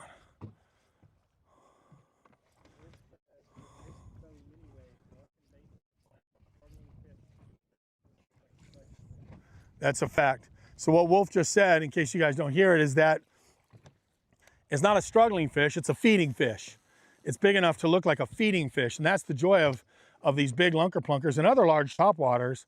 These big topwaters, like a plunker, it looks like a fish that's actually on the hunt, preoccupied with chasing a fish, so an easy target for an even bigger fish. Because this dude is sitting there right now chasing something, and because he's chasing something, and you can do this, I mean, that's a cadence right there. I'm getting this big, wide swash out of it right now. I know it looks weird what I'm doing, but now I'm getting this huge side to side where it's literally taking these big turns on itself. I mean, that is so money. Oh, there's one on it. Oh, he's on the feather, he's on the feather. He's on the feather. He just ate the feather. Oh, he's on the feather still. Oh my gosh, he's on the feather. Oh, he's still on it. He's still on the feather. He's trying to eat the feather. Oh my gosh, look at him. He's still trying to eat the feather. That's crazy. I saw him come up in front of the plunker trying to eat the feather. I'm gonna make it just a little bit, he was trying to eat this. So he was in front of the plunker and he was rolling on this. You throw back out there and try to get him to do that again. That was, you could literally see him on the feather in front of the bait. So big swashes, big swashes. Now what I'm doing, here I am. I'm gonna do it again. Oh, got him on the feather. Look at this. He's on the feather. Oh my gosh. Guys, here's what I'm talking about. It's called matching the hatch. Look at this stuff. Look at that. Now, if I'm in a tournament, I'm not gonna reel it in that fast because there's no rule as to how fast you reel in. Now, if you're in a tournament, look at that. You got bait.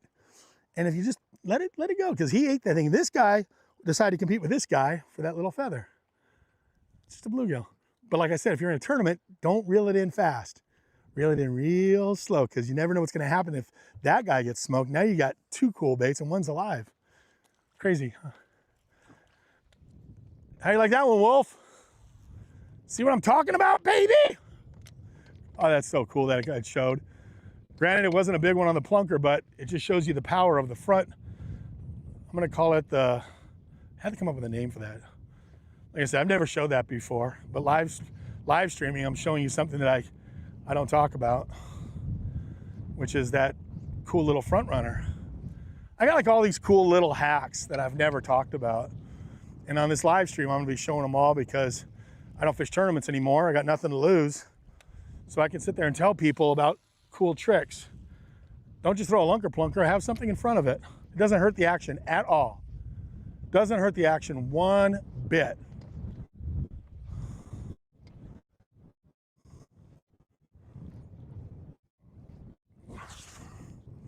The last one that was on it was bass. I saw him. There was a bass on it the last cast. That was a bluegill, obviously, but you know what they're doing is they're coming up and they're looking at, oh, there's one on it. Oh, he's on it. God, he's on it.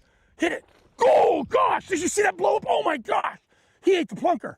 Come on back and eat it. God, did you see that explosion? Holy cow. He was all over it. God, that was a good one. Did you get that splash? No, we were on a different camera. Oh, man. He tomahawked the plunk. Woo-hoo-hoo. Come on, baby. Come back and get it. Boy, he blasted it, boys.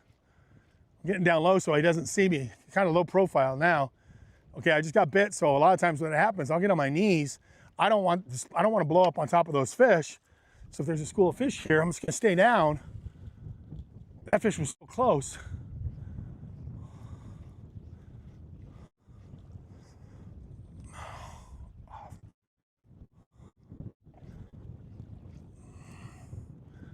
God, he blasted it. He was not interested in the small bait. He wanted to eat the plunk, baby. Ho, ho, ho, Wolf. There you go. That's the start. Man, I think I might need to wear a camera so we can show that, because if I had a camera on my chest, you'd have seen that blast. Ho, ho, ho. How about if the rest of the live stream is all lunker plunkers? Big shout out to Wolf for even suggesting it. Coming out here today, and I roll a big one on it. I'm not putting it down. You can crazy glue that to my hand at 12 o'clock. What are we at? 12? Almost 1 o'clock, and all of a sudden I get blown up on the plunk master. Lunker plunker! Come on, lunker plunker, do your magic.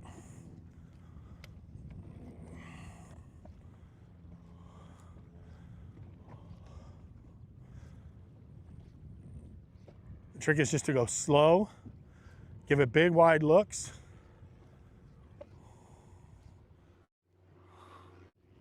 Local airport.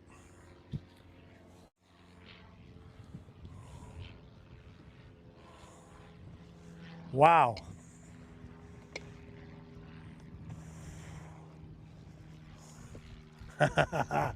It's just a matter of time, boys. It's just a matter of time. It's not if, it's when. God. I know it's probably hard to see it through the camera. If you can see that brown thing just kind of cutting. It's hard because of the wave action, but this thing actually kicks out enough of a,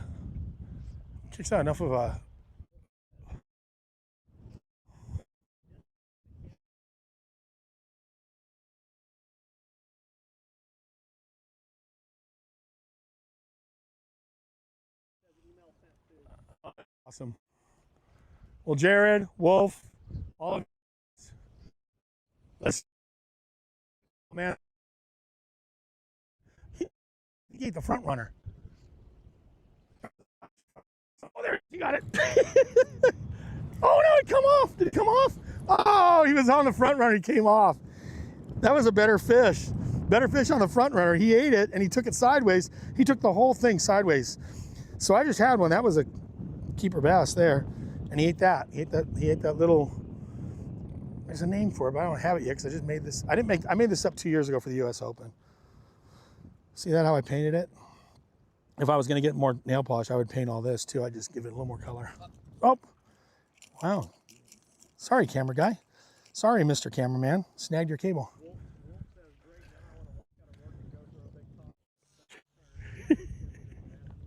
Because you're gonna get fired because of live streaming.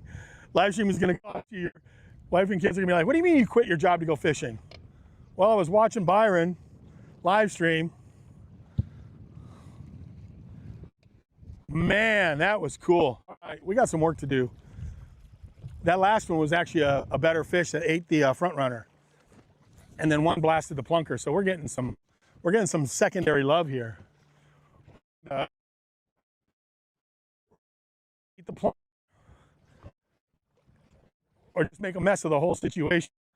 And it's going after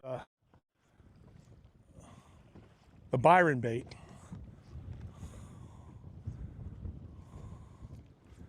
Come on, come on, come on, come on, come on. Great conditions for it. Definitely, you know, we got the overcast, we got the wind. It's like a little front.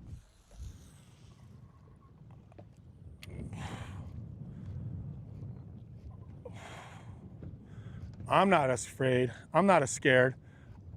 I've had some major good tournaments. I mean, crushingly good.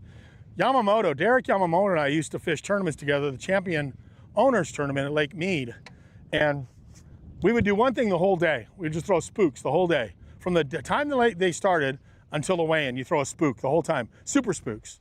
Super spooks the whole day. This is before plunkers came out. There were no lunker plunkers back then. But Derek and I, we never won the Champion Owners Tournament, which is a brand new boat, but we finished in the top 3 or 4 multiple times. I mean, we had the fish on to win it, and we were always in the top 5, and all we did was throw super spooks the whole day, from start to finish. No sunlight, you know, middle of the day, heat, never. Just throw it top water all day long, and throw that super spook. And like I said, we had fish on to win multiple first place Champion Owners Tournament. I think I like it, man. When it comes in, I can't see my targets as well. I have an idea where I'm going to catch as far as and I just see when that is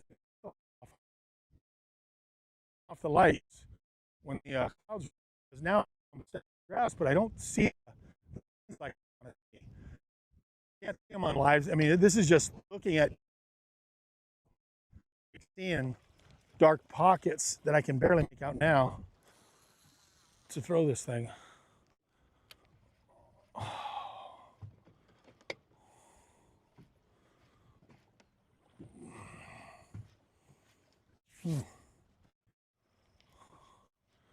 Jared, thanks for the heads up. Wolf, thanks for correcting me that Jared said pull out a plunker. You guys, I'm digging the chats. I love it. I love having people in the boat with me from anywhere and everywhere. It's going to be such a cool experience when the show catches on. People are like, dude, I can go out on a boat fishing and we're all in it together. And if he has it in the boat, he'll pull it out and fish it. Oh, there he is. Oh, is he on? Oh my gosh, it's just a little guy. Are you kidding me? Look at this.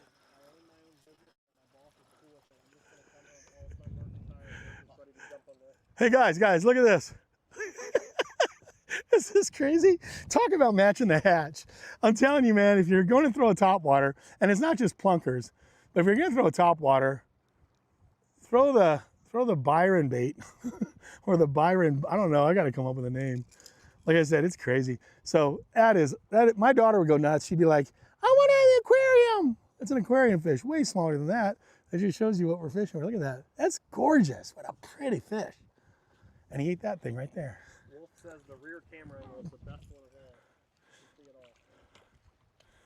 Really?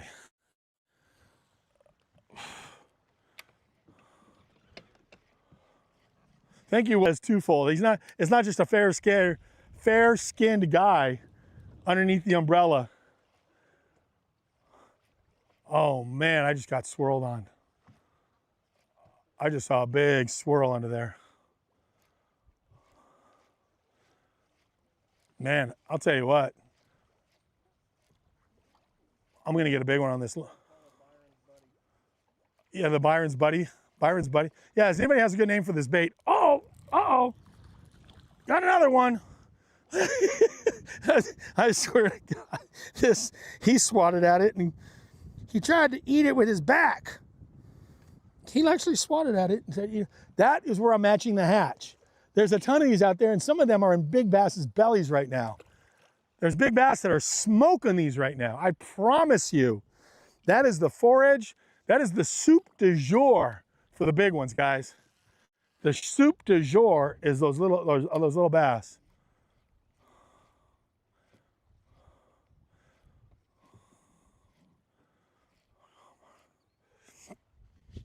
I like it. I think I'll call it Byron's. The technique I'm calling it is Byron's buddy. Byron's buddy is throwing a front running on bobber stoppers, no less. So that way, oh my God, they're on it, they're on it, they're on it, they're on it. Oh, that's a good one. That's a good one. That's a good one. Camera guy, can you see this? Is he still on it? He's still on it? Yeah, that was a good one. That was a good one right there. Oh my gosh. You can't see him now, the sun. He was right on it. Okay, I'm gonna slow down. That was a good one. He was up on it and he was all over it. He was trying to eat it.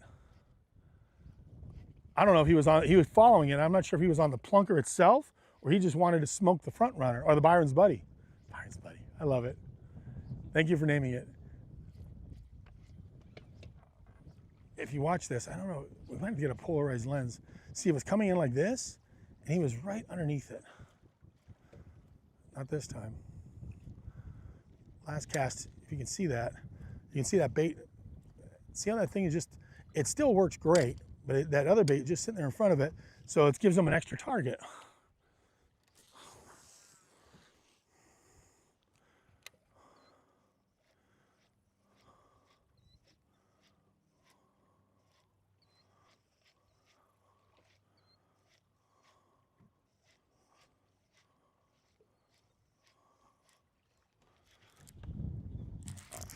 There he is.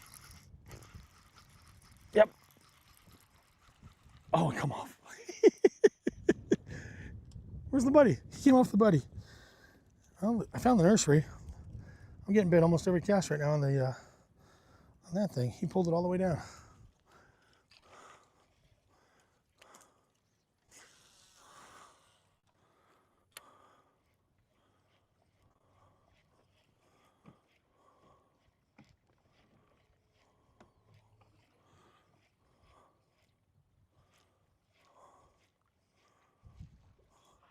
Dude, are we like 2 hours into this thing?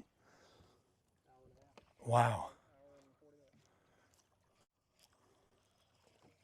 Hour and 40 minutes in. Proof of concept is working, guys. For those of us in the boat, it's actually working. We are holding strong with no glitches, no losing signal, no misappropriations here. Everything's been good. Oh. What? Did I jinx it?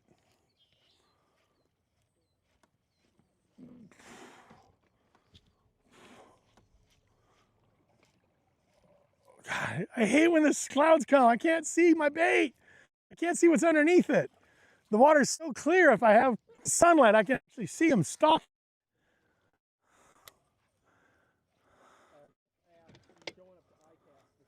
Yes, Wolf, I will be at ICAST. Wolf, will you be at ICAST too? I'm coming to ICAST. For those of you that are asking, I'll be there. I'll be selling the idea of live streaming to potential sponsors. Have a meeting with Arc Pro, Mercury, Camus, a couple other key people whose names I will not mention just yet. But we will be at ICAST, yes. So Wolf, are you gonna be at ICAST? Here, sun. My gosh, maybe I should run the inside line. You know what? No, I'm gonna go out. Hey Wolf, hit me up on did Wolf already message me on the Gmail? All right, I'll get his contact information. I want to meet him. I want to talk about bunkers at ICAST.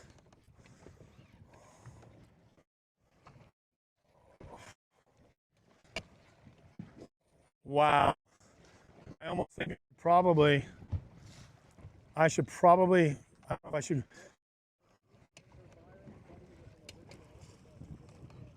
Do what?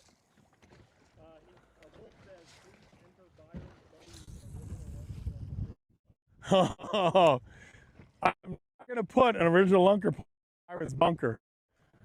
Byron's buddy, I'll sell those all day long because that's just. Hey, if live stream takes off, I'm just going to sell a Byron's buddy kit. How to rig it, what to do.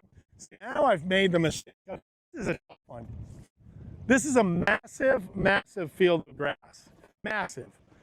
So here's what I don't have a lane. I don't have a lane anymore. So I've lost. I'm going over just a huge grass flat, and it's all the same. This is so thick. You either fish the outside edge or you fish the inside line. So I'm going to go to all the way to the outside edge, fish down the middle. Then I'm going to pick up the inside line and go around the inside line before we run out of time.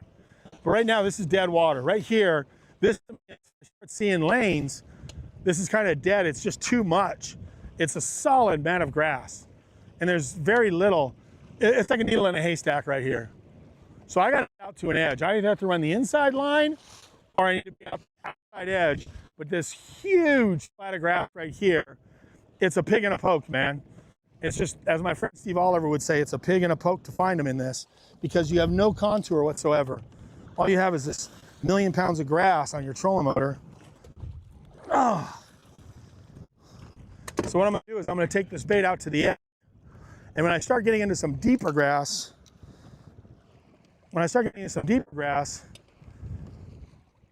I'll throw it out there. Okay.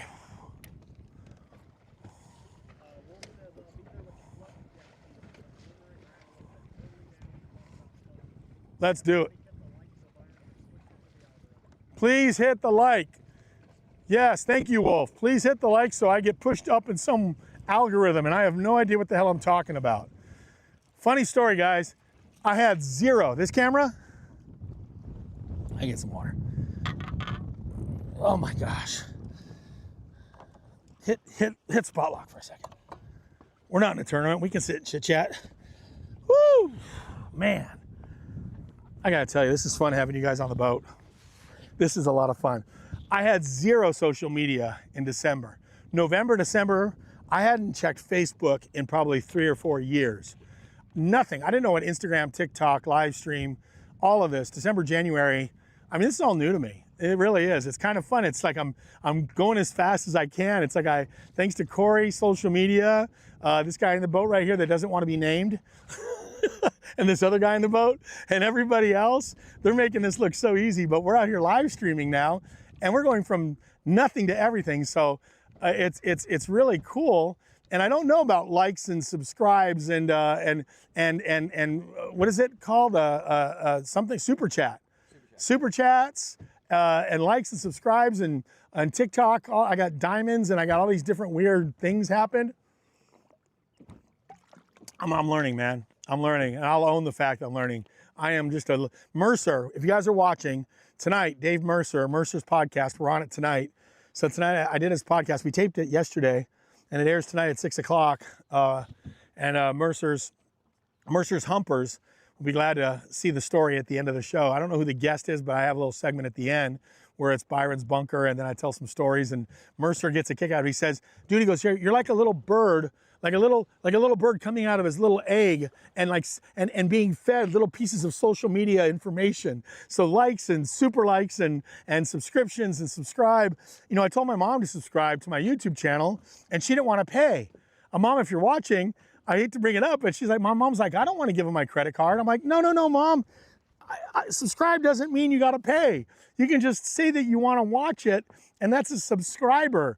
And for those of us, like even me as a layman, you know, oh, I don't want to subscribe because I don't have to pay to watch it. But no, that's not the case. Sean says Byron's big fish rig. Wolf says name him Umbrella Man.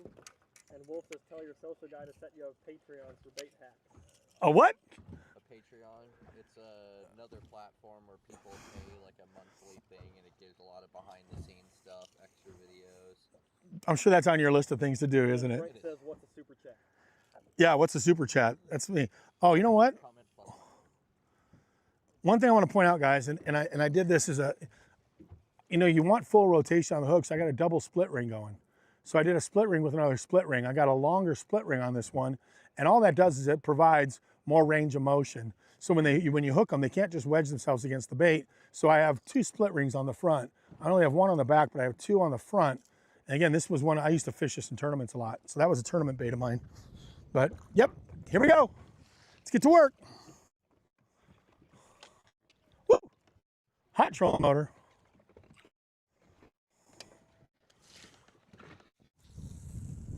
I'm gonna go all the way across.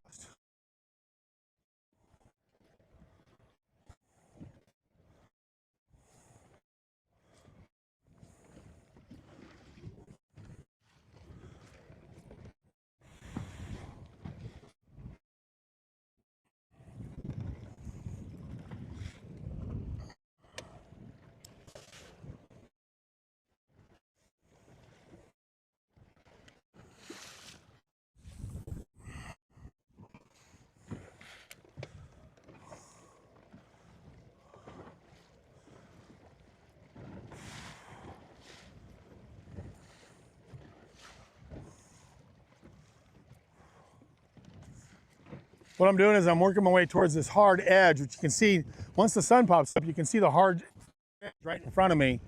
And it's a real narrow, hard edge. This bay is mostly full of grass, but there's still a creek channel that runs down the middle of the bay. And in that creek channel, there's a pronounced grass line. So what I'm trying to do is get myself over to that grass line, to the hard line, and I'm gonna go down that hard line right there in this wind with the plump.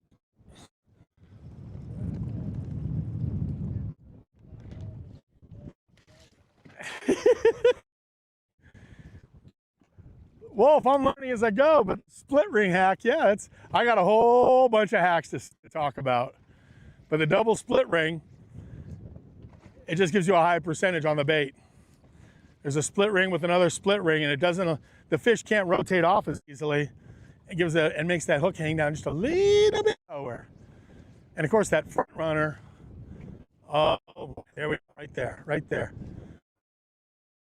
Come on, get it back on it. See, that sun comes up and I can see the activity below the bait. So now, once the lights come on, when God turns the lights on and the clouds go away, I can see the fish underneath the bait. Hey, Sean, thanks for joining us. I know the time of day he goes to work.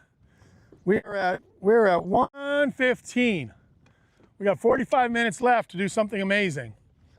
We're not moving the motor down because we're still here.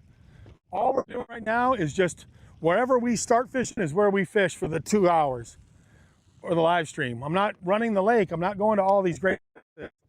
I'm going to fish what we got right here. Again, a trial basis. We're just going to do a 2.5, 3 hours, amazing hour. Perfect, interactive live stream. I thrilled.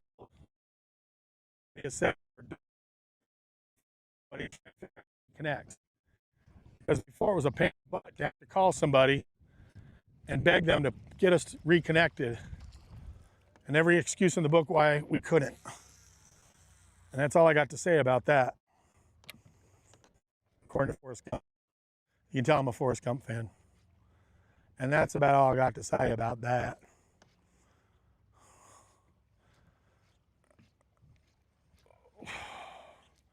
But we are having no issues today, with the exception of missing that big one on the plunker and needing that big Jared, Wolf, plunker, big bite. Come on, baby. I feel good about it. I got the front runner. I've seen him come up. I'd rather be doing this than dragging a Cinco around. My God, I'd rather be doing this than dragging a Cinco around. Catching 10 fish for you guys on a Cinco, hoping one of them's a 2-pounder versus throwing the plunk. No, thank you. Wolf said this whole experience has been amazing. This is so rad. Share it, Wolf. Please let people know. Wolf said the whole experience has been amazing. Thanks for stumbling into us today. Again, I have not. Oh, there he is. He ate it. Oh, did he miss it? Oh, he missed it. Oh, geez. Come on back. Sometimes I'll come back. Oh my gosh, that looked like a freaking tuna blow up out there on that grass line. Oh my gosh.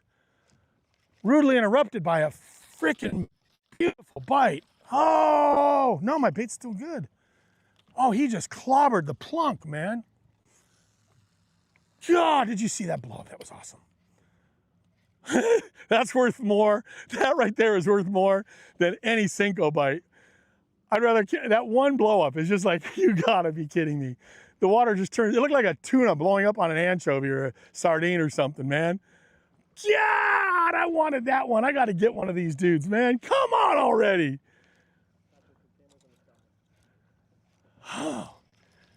Oh my gosh.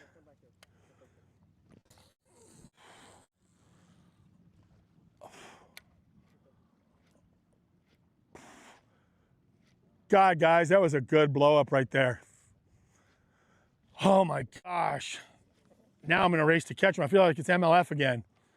I got a clock on me. I got a 2 o'clock end time, and I got to get one of those big ones to chew it. Come on already. I'm going to get one. Come on. Oh, he tomahawked it.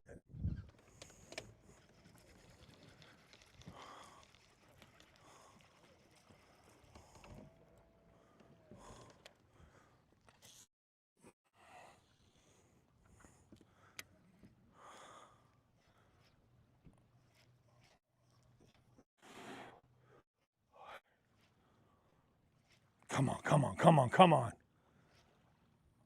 I am going to so catch a big one on it. We're going to make a short out of the fact that Jared and Wolf threw out the word. Are we down right now? No, we're on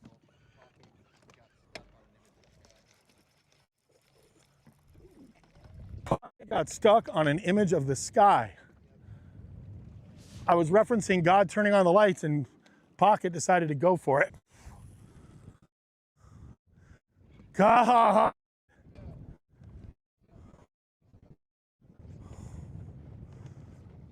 Guys, what you got?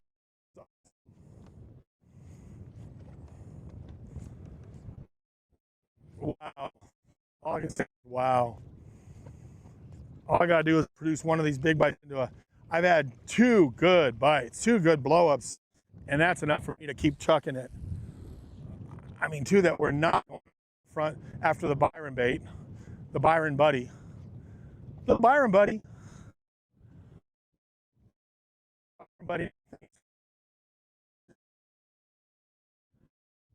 Props to you, but the little Byron buddy wasn't the bite. It was on the actual big plunk.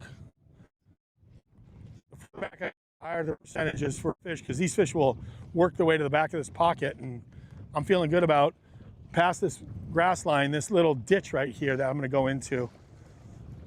I'm gonna get up on it. We got the sun again. Thank you, sun. Trolling motor on high. Let's get to the edge. Let's get to the edge. Lunker Palunka.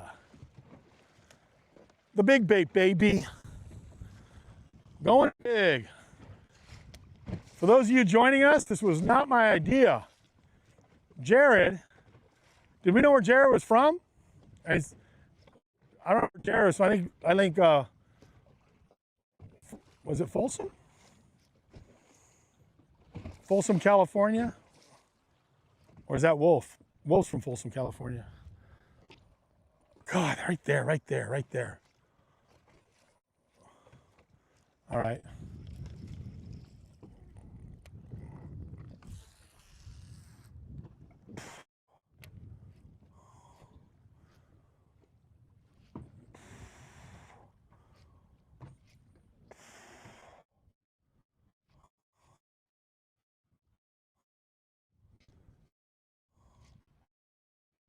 I love the fact they suggested this bait. I really do. I mean, A, it's exciting to throw it. I've already had a few bites on it to the point where it wants me to keep going. It's almost like you feel like every cast, it's a matter of time before one of them explodes on it. And I already have a couple. But time of throwing a big topwater in the middle of the day at 1 in the afternoon.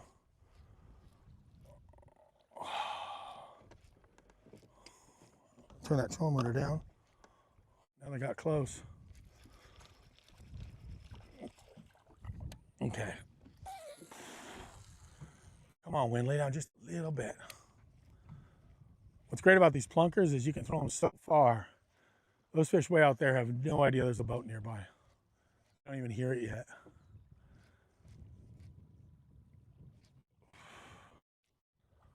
Come on, come on, come on.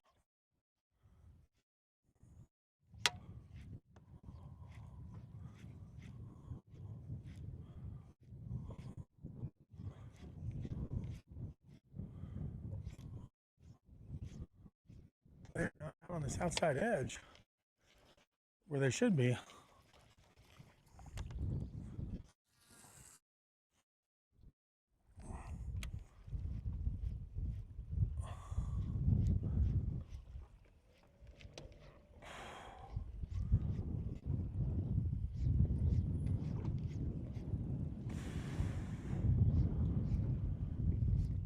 Come on, fish. Wow.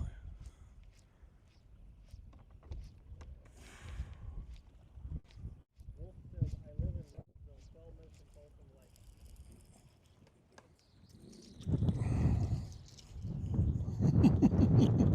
Lake. It ain't nothing. It's becoming a common occurrence here, catching what they're eating. It's crazy. It's crazy. I don't want to hurt this little guy because someday he's going to grow. Look at that cute. Oh my gosh. See that? He didn't even move the bait in there. Wolf lives in Roseville. Thanks for watching, Wolf. Man, I really appreciate everything.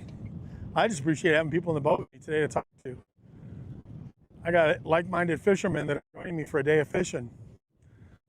I really do owe somebody a big bite on this lunker plunker, though. And I'm looking to get it right now. Oh, there he is. Oh, no, he ate the front. Look at that dude. Dude, that dude ate the front, too. Look at that. See that? It's crazy. And in a tournament, this will save you sometimes. You know, you're throwing that plunker, and look at how he ate that thing. I mean, he's basically not... And again, you know, they're not. I've had 2 bites on the plunker, and I've had a ton of bites. I've had a ton of bites on the little Byron buddy. For those of you that are just joining in, you know, a lot of times in a tournament, that will help you. If you get a keeper, you know, you're fishing the big bait, but all I'm doing, again, the key is to have the bobber stoppers. To have the bobber stoppers so it just slides up and down the line. A lot of times you'll hook really big ones. I mean, you'll get like a 4 or 5 pounder on this. You can get a big one on this if they're in wolf packs, and you'll be able to land them both because this slides up and down the line. If you do a static one, and I learned this the hard way at the US Open at Lake Mojave, you hook a big fish, 2 big fish, they're gonna go 2 different directions, you're gonna lose it all. And I had that happen multiple times, and I said, to heck with that, I am not gonna have a static, stuck front runner. I'm gonna have it so that it slides up and down the line.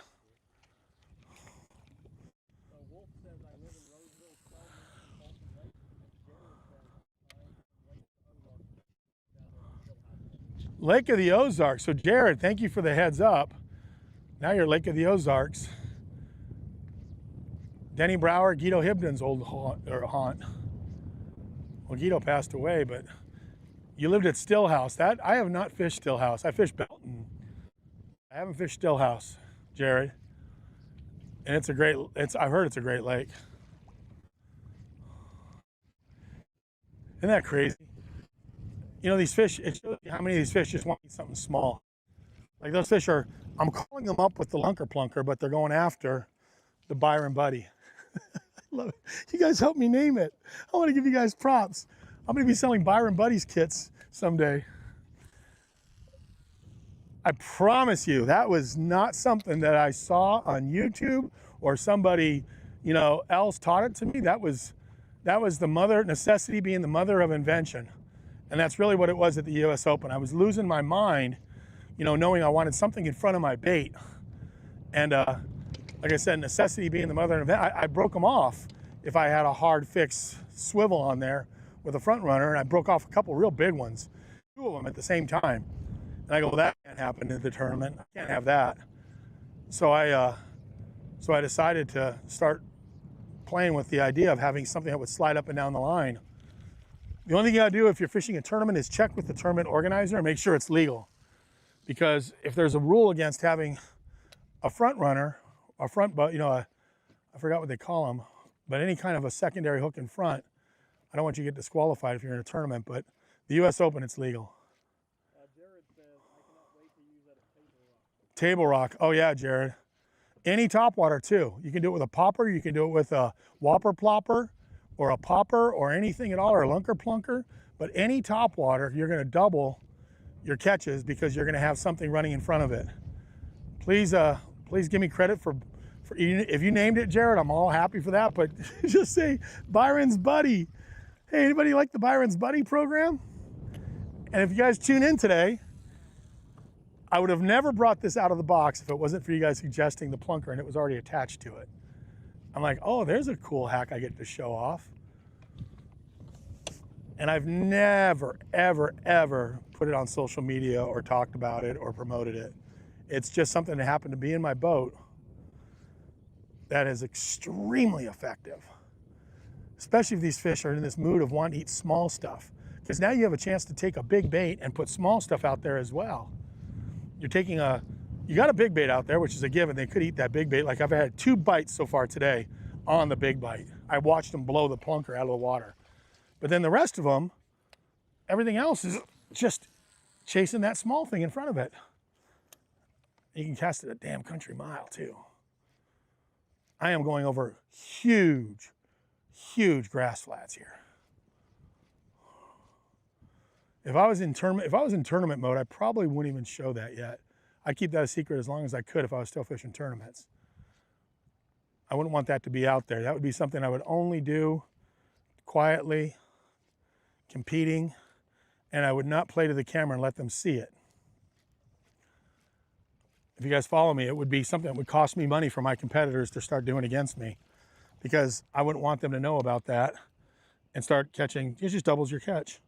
Man, especially if you guys get into a situation where it's the herring spawn and, you know, South Carolina, North Carolina, you know, you get into those places where they're just wolf packs, big wolf packs are working, you're gonna be blown away at how many doubles you'll catch. Because even when you have a fish on the big one, you know how a fish chases the big fish, you know, you hook one on the plunker and then a big one is following it, then they see that little bait in front of the one and it looks like that fish regurgitated it.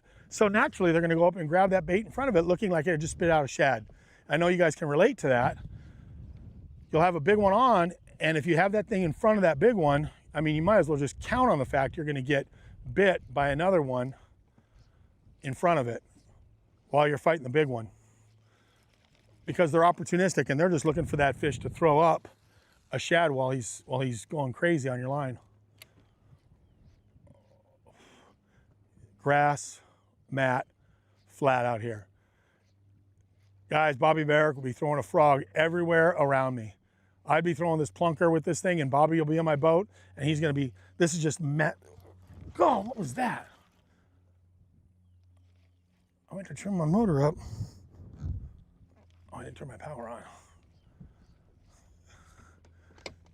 Tell you how, we haven't moved the boat. I haven't even turned my motor on, so I'm dragging that motor through that grass patch right now.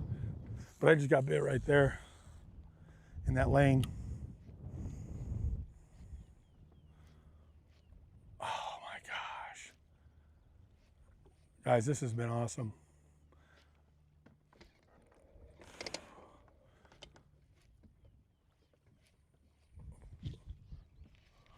You know what I got to remember with live stream is that you got people coming and going. So people are joining in. They're like, what's going on? And we're telling a story here. I'm telling you a story here. There he is, another little one on the front runner again. Dang it, they're just all eating the front. See, there's another one behind it.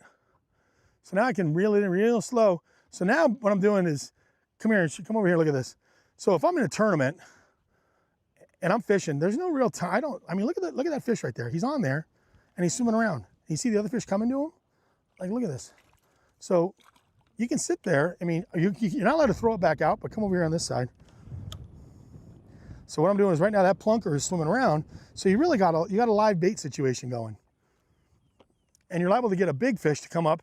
If there's big bass chasing small fish, they're gonna come up right now because yes, one of them is fake, but the other one, he's fully real. And he's just sitting there. Now I got my lure and him. That looks like two bass kind of goofing around together. You can only imagine, those of you watching this, you can only imagine the potential of what would happen right there if you're around a big one. Because either they're gonna hit your plunker or they're gonna hit the baby bass in front of it. And when you're on big ones, that's the key. So those of you that are joining us, this is the deal, man. It's that it just has so much potential. Hopefully it works for us today, but I'm just gonna unhook him. But you know, he just ate that little feather. I didn't mean to hook him back up. Come here, dude. Boop. And there he goes. And see, all I gotta do is push that thing back up, push that thing back down. I can set my distance how far I want it. I can either go close or far, and it's ready to go again. Look how simple that is. And what I would recommend is I would just take nail polish and just make that whole thing white and silver. Just doctor it all up. You know, if I was in a tournament, I'd make that whole thing white silver.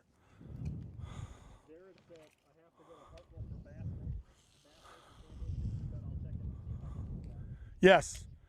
Check with the tournament organizer. You know, if they let people use front runners, which is a common bait, you know, but it was a static bait. It had you had to tie it on your line and then tie your line behind it. And that's a problem because it'll break off. But if guys are using front runners, make sure you use the bobber stopper, Byron's Buddy bobber stopper. Oh, we rolled right into this mat, so I'm gonna fan cast this pocket right here. But if you got a tournament, Jared, if you got a tournament, definitely ask them if you can do it. Just say, can I run a bait, a front runner? If they just say, yeah, front runner, don't tell them what you're gonna do. Jared, if I were you, I'd keep it a secret. You guys are learning it here. Oh, right here? Which camera, that one? I don't even know. Jared, if I were you, I'd keep it a secret and just say, can I use a front runner? And they say, yeah, and let everybody else know or think that you're running just a front runner, but you're not. You're throwing the bobber stopper, Byron's Buddy. And it was because you suggested that I throw a lunker plunker that this whole day turned into a on the water cool how-to that really is deadly effective. Man, at the US Open at Lake Mead, I had this thing on. I was throwing a whopper plopper type bait, prop bait in the back like that. And man, I had several times that I brought in like a 3-pounder and a 4-pounder at the same time, locked in with each other. I mean, just locked in with each other, glued to each other's side. And the crazy thing is, I'll tell you right now, if you're doing this, when the two fish get side by side, they relax. They don't go crazy anymore because they sense each other. Which camera am I on? I don't even know. We're on this one? So if you do what I'm doing, what I'm showing right now, when the fish get next to each other, they kind of get relaxed. This is speaking from experience, throwing this a lot. And when I'm reeling them in, once they join side by side, they stop fighting. So when they're separated and they go two different directions, they're gonna break off. Like you get this thing where if one's on here, one's here, and it's a static thing, and one darts that way, one darts that way, they're gone. 4-pounder, 5-pounder gone. When those 4 or 5-pounders get together and collapse and they join each other, they stop fighting you. You can reel them both in and you got a net, you scoop them both up at the same time, and you'll notice that's what's gonna happen with this rig. Yeah. Wait, hold on, let me, I'm gonna get out of this thing. What's that? Jared says, yep, you can go back to the Cinco now, LOL. Why would I want to do that when I'm reeling them in? That one was just sitting there. He ate this one. I don't want to go back to the Cinco. I'm having too much fun. I've already had 2 big bites on this. We only got 45 minutes left. That was just sitting out there while I was talking to you guys, and a fish came up and ate it. We're on pocket. I mean, look, that's matching the hatch, baby. That's matching the hatch right there. This is what I want to do when I'm bass fishing. I want to match the hatch, and that's a match. And that's why I've already had 2 blow-ups on it. I am not throwing a Cinco for the last 30 minutes. I'm going to throw this and catch 1 big fish before we leave. And in the process, I'll keep catching these little guys and showing you the deadly effectiveness. I don't want to kill this guy. Come here. Oh my gosh, think how they swallow it. This bait was just sitting there. I was talking to you guys, and I pick up, and he was wearing off with it. So he ate it just because it was sitting underneath that thing. Oh man, this is good. There he is. Not even bleeding. Just a little dental work. All right. Nope, I'm gonna get a big one on it. I've already had 2 bites, I'm gonna keep doing it. One thing I wanna show you guys, so now the line's getting really tore up. All right, here we go. Oh. We don't have long, folks. We are done in 20 minutes. So I got 20 minutes to get a big one on the plunk.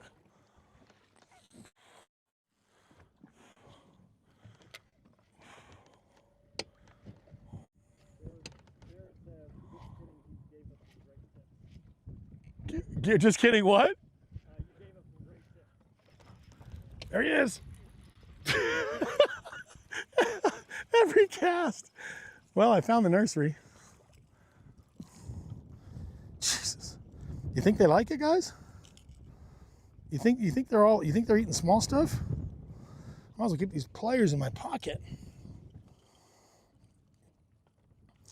I appreciate it, Jared. I just if I can get bit on a big bait, I'm gonna keep those pliers up there. But if I can get bit on a big bait, and I've already had, like I said, 2 bites, 2 fish tomahawked it, so I just gotta stay with it.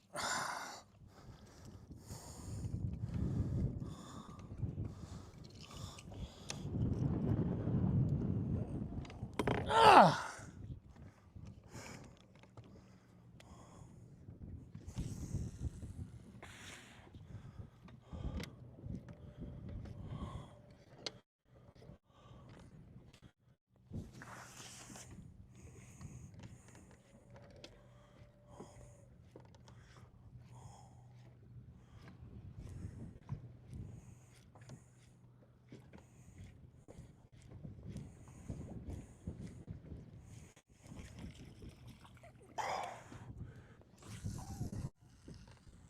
'Amazing. Look how far you can cast that thing in the wind.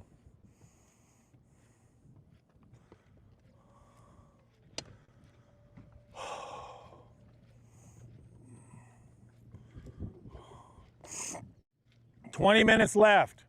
Are we at 2 o'clock? We could. Up 2 o'clock so we can break the boat down and put everything away and do all that. I want to get 1 big bite. I love everybody joining us, but I think we've proven that we can hold for 2 hours or 3 hours.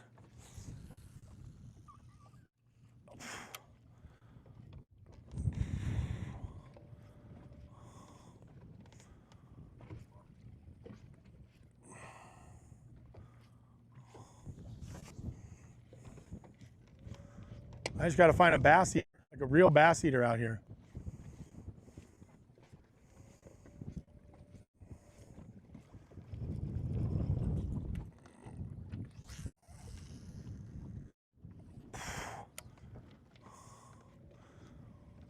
We'll be back next Wednesday, and we'll be advertising the fact that it's working finally. So those of you that watched today,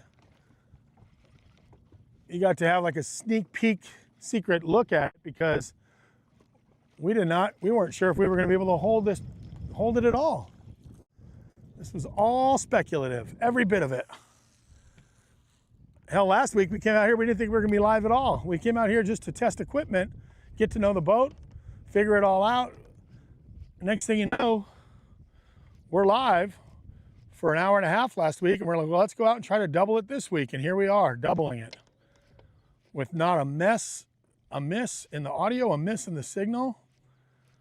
Next week, we're going to try driving around and fishing the lake, actually going out and fishing, not just sitting here in the Marina Bay. We can go start fishing areas. I know Danny Uribe, if he's still watching, is like, why didn't you go to the dam? Why didn't you go up the river? I'm like, dude, if you saw this boat right now, this boat isn't built to run right now. We're just sitting here dialing in the idiosyncrasies of making this a viable live stream with solid audio and solid picture. And man, that is no easy task. You take for granted how it should be so easy to do this, but it is not. It takes a mindset way smarter than I'll ever be to understand how this all comes together. But thankfully, I got two guys in the boat that know how to do it, and we're making this work. Now my job is to go out and start putting you guys on some really big entertaining fish, which will involve a little bit of moving around on the lake. We haven't started the big motor. If you've noticed, we haven't even ran today. We put the trolling motor down and fished all the way to the back from out towards the end of the bay to the back of the bay. So I want to thank you guys basically for joining me on an exploratory day. But God, in the process, I had two big one following it. But he's following the front runner. He's just a little guy.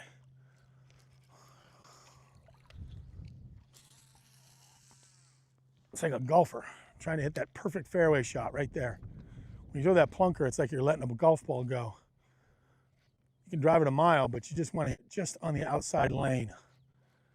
Just on the outside lane of it. Bobby Barrick, I know you want to be in this boat with a frog. The day is coming soon. I want Bobby to put on a clinic out here, throwing that frog. Or punching the grass. Punching's a great way to fish this lake right now too, but boy, you better know where they live. We did a show out here with Charles Whitehead, and we fished a lot of stuff, and he knows the lake real well. Just hit or miss for punching deep grass. I'm gonna have to call him and see if he caught him today. He was on a guide trip out here today.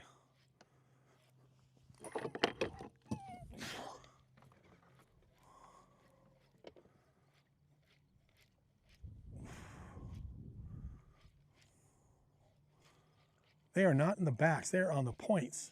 So what I've noticed in the course of fishing out here today is these fish are not in the backs of the, they're all kind of hunkered on the points. The points are the juice, even for the small fish. Like even the little guys, which is kind of giving me an indicator. So even when I'm trying to match the hatch, I'm not getting bites in the back here. All of my bites are coming more out towards the point of the grass versus the back pocket of the grass. I'm keeping it honest right now. So I'm checking it, but it, yeah. I got a couple questions. Is this going to be separate from the podcast, or are you going to invite your buddies out in the boat and do fish tales in the boat? It's coming from Wolf. Wolf said, like, create your stories while telling stories. So what I'm going to do, Wolf, got him. God, he hit it. Did you see him hit that thing? God. Oh, man. Jeez. He smoked it when it hit the water. God, he was on. Oh, I lost him. Son of a gun. Hold on, let me see if I can get that fish to come away. He hit it, this was crazy. It hit the water and he blasted it. I threw it like on his head. And he did not hit he hit the freaking plunker. Here's the deal real quick. When it hits a splash like that and there's a fish nearby, they'll come up and blast it just on the splash because they think a bass just hit the surface and it's their chance. Oh God, he hit that thing so hard. How did I miss him? God. So what happened there was that bait hit the water. No sooner did it hit the water than he hit it. So what it looked like to him was a bass blasting the surface and still sitting there. Splash, just like that. And then you let the bait sit there and it doesn't even move. And he came and just hit it on the splash before it ever even began to move. He hit it at the end of the cast. So no, Wolf, to answer your question, this is gonna be Fish Tales H2O live stream. So we'll tell stories and have guests out here and have all kinds of fun, but it's also gonna be me by myself because I can't always have a guest, but we'll be live streaming out here. The Fish Tales podcast, we're gonna start getting some new guests, but if anybody has enjoyed the Fish Tales podcast, we're re-airing every one of our shows. Are we on this one? We're re-airing every one of our shows now on our YouTube channel. So on the YouTube channel, if you're watching on The Real Byron Velvick, or please subscribe, like. We're trying to get our algorithm up and all that stuff, whatever that means. I just repeating what my smarter social people tell me. But we're airing an episode every week, every Monday, we air an episode of Fish Tales. We had Bill Dance, we had Mercer, we had Bobby Barrick, we got Rick Clunn coming up. We're gonna have Dylan Sorrells, the young stick Dylan Sorrells, and we're just gonna have all of our guests, but we're also gonna do some new podcasts. Those are gonna be in the studio. We're still gonna keep Fish Tales podcast going because it was hugely popular. But now we're doing it on our channel instead of having to be stuck on the Livingston channel. I'm not with Livingston. I don't have to be doing it through Livingston. I can do it on my own now. And I can have guests, we can talk about stuff, and we're not married to having talk about a particular type of bait or a particular brand of bait, but we talk about everything. Kind of opens us up to be objective, honest, and you know, not biased, if you will. Trying to avoid being biased as far as baits are concerned. Also worth noting, anybody waiting for another. Oh yeah, if you are waiting, there are people that are waiting on the Livingston channel. We're not gonna have any more, there will be no more Fish Tales podcast on the Livingston channel, because we did have some people write in asking and saying that they were waiting to see it. And so no, I'm not producing any shows for Livingston anymore. They're all gonna be on the our YouTube channel. And right now we're doing the best of, because gosh, we have so many. I've had Skeet on, had Murray on, Scott Martin was on. So we got, you know, Keith Poche was on, crazy story about Keith Poche. So we got all of these episodes that we wanna, yeah. Frank says, great show today. Thanks.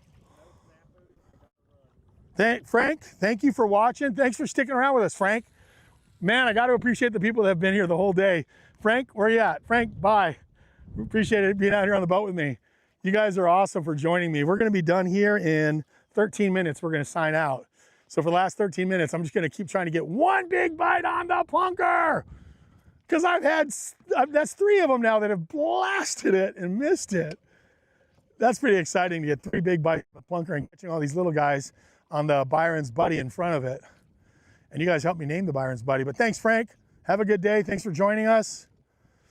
Wolf also said, dude, I listened to the show all the way through and it was so good. Hey, Wolf, thank you for loving the Fish Tales podcast. Hey, Wolf, we're going to be doing a bunch more of them. We're going to start doing some new ones. But right now, we've just been building up the YouTube channel so we have something to do with it, like build it up. And thank you, Wolf, so much for enjoying Fish Tales podcast. It's still going. People loved it. Loved it.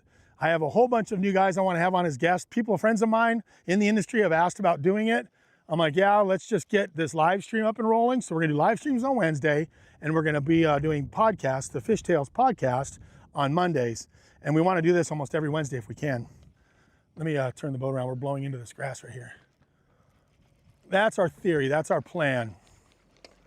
13 minutes left. 13 minutes left, guys. 13 minutes for those of you that are sticking around for the last 13. To give you an update, I've had 3 big blowups on the plunker. I've converted none of them into the boat, which is embarrassing. The little Byron's Buddy has been wonderful for showing you guys how I'm matching the hatch with what's out there. But I really want to catch a big one.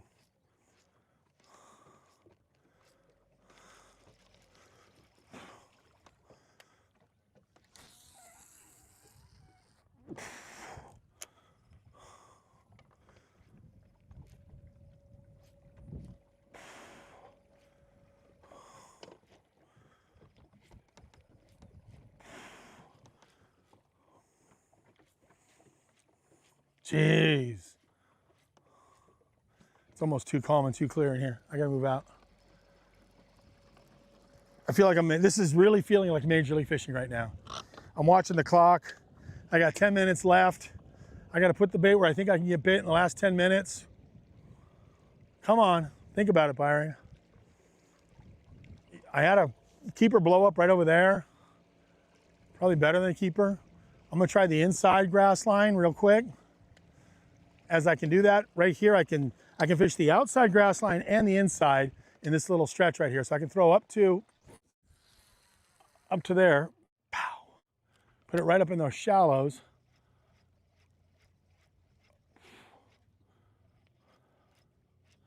Now I'm fishing the inside grass line. That's hard rock right there that comes to the grass. There he is. No, it's the little guy. I got him, but he's little. I want to bring him over the grass.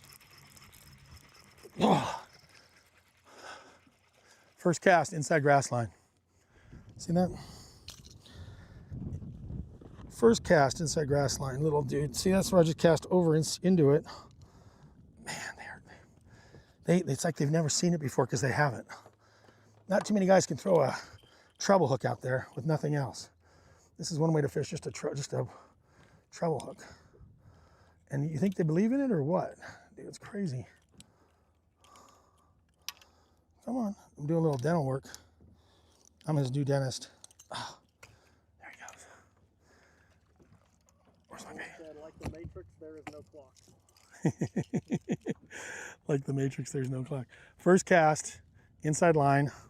Let's see if there's a big one in there. But so what I did was I'm fishing it up on top of the rock now.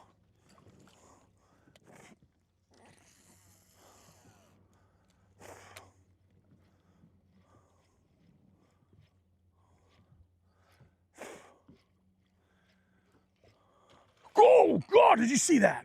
Did you see that blow up? Oh my gosh. Did you see that blow up right there, guys? Holy cow. Okay, I was fishing too deep. Damn it. That was awesome. That was a stud. That was a stud right there. Oh, all right, we may have to go a little bit longer, folks. Oh, they're up dirt shallow. They're up dirt shallow. He smoked it, guys. And he was not small. Oh, watch this. Oh my gosh. I'm gonna let the boat just sit in the grass. I'm gonna fan cast the hell out of this point. He came all the way out of the water for it. Oh my gosh. God, that was awesome. That was awesome. Keep an eye on this. Watch this bait right here. I'm throwing it right up into the rock. This is we're inside grass line. All that grass, and we're just on the inside grass line.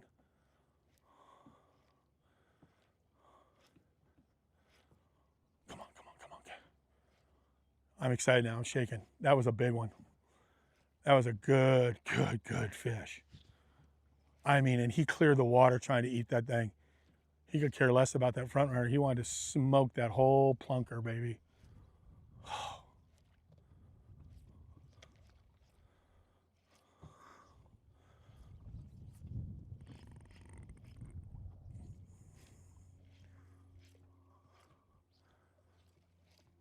I might have to call the audible and go to 215 on this one.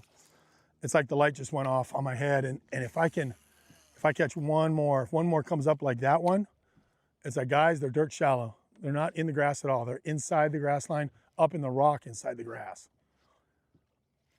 Oh my God, that was awesome. Tell me that wasn't a one-hit wonder. Show me, show me, show me, show me. Show me, show me, show me, show me.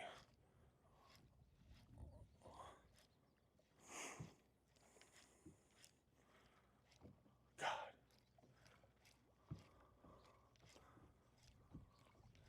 Wouldn't it be cool? Just go from 2 o'clock to 3 o'clock and catch like 25 pounds on live stream when all of a sudden we went dirt shallow and I was too busy playing with the outside grass line and the lanes, and then I roll up.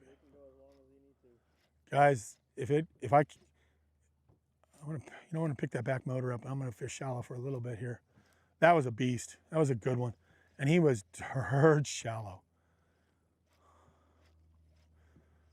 Like 2 o'clock in the 2 o'clock, middle of the day, lunker plunker, dirt shallow. Don't threaten me with a good time. All right. Let me pull us off this grass, but my God.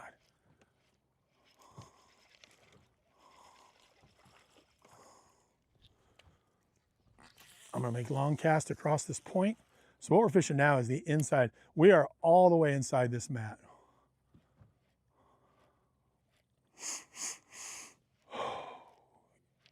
Yeah, that's me breathing heavy. That excited the hell out of me. I watched that fish come out of the water to eat it.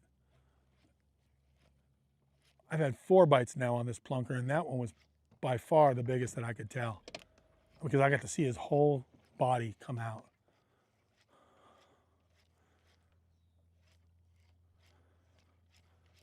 Come on, come on.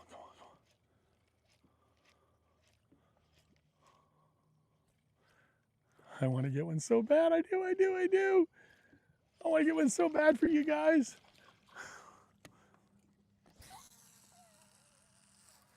Look at how far you can cast the thing. Look at that. That's a country mile out there.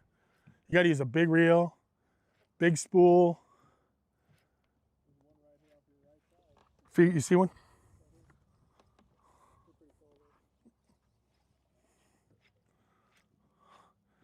Isn't that cool? You guys can see it in the water now. It's so clear back here.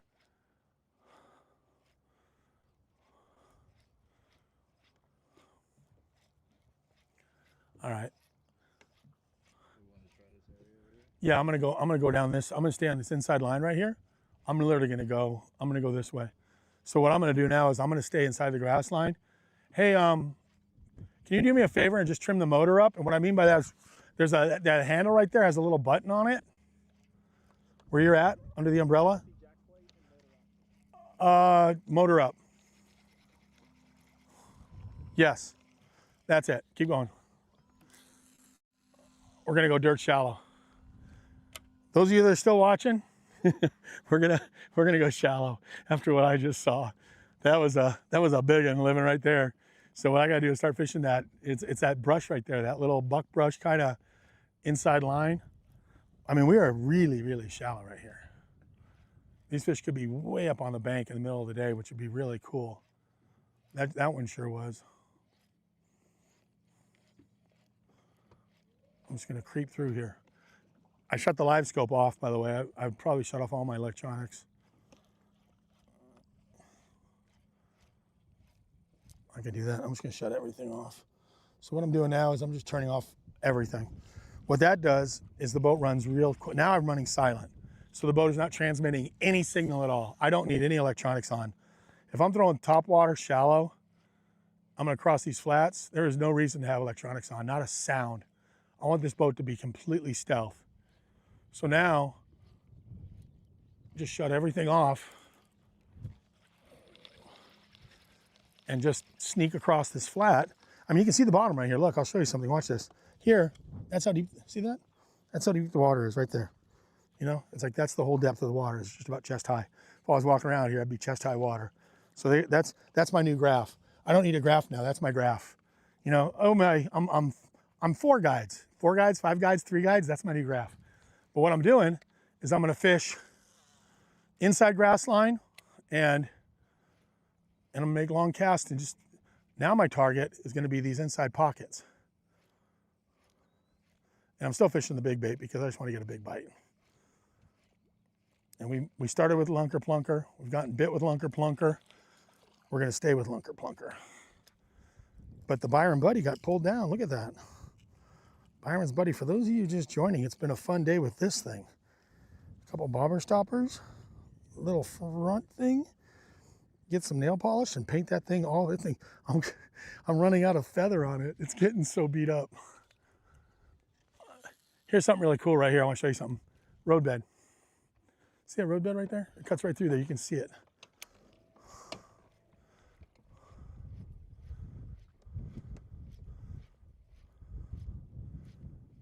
Give me 15 minutes before we call it a day. Those of you, please be patient. 15 minutes fishing dirt shallow. Turn that power down. I'm stealth mode here. Stick with me on this, guys.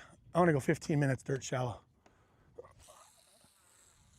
Prove to myself that was not just a one cast fish, that there are some big ones roaming inside this line.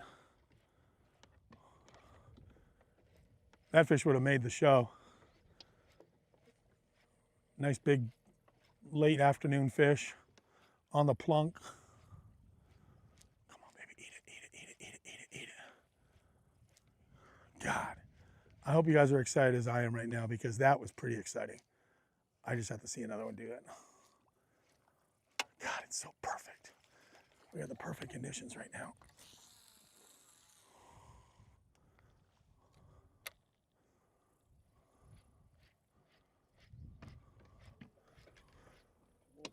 Can you imagine Byron's buddy in the fall on a smallmouth fishery?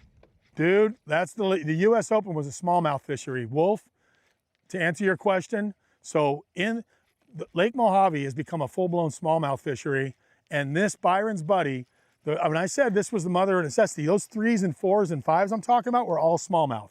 They were all smallmouth because Lake Mojave is chock full of smallmouth. It takes smallmouth to win at Lake Mojave, and that's where the U.S. Open is held. So yes, Wolf, that's exactly where it played, and I mean it played heavy well because it was big pools of smallmouth, and they were eating the paint off anything that was moving once you hooked one, and so. Now this is a hot mess because I got to get across this. Check it out, this grass is so thick, I can't even get through it. Okay, I gotta do this. Guys, if you ever get in this situation right here where it is this bad, you gotta get it off your, get all that off there and drag your boat across it. I'm trying to get to that next, you see that next clear spot up there? What I'm doing now is can you trim that motor up a little more, please? This is grass all the way to the buckbrush. So I'm going across it. I'm gonna drop into this next hole. I'm gonna fish that open area. You see that area right there where that bird just came up? But this is chalked all the way through. I can't even get a bait through this. Not the plunker at least.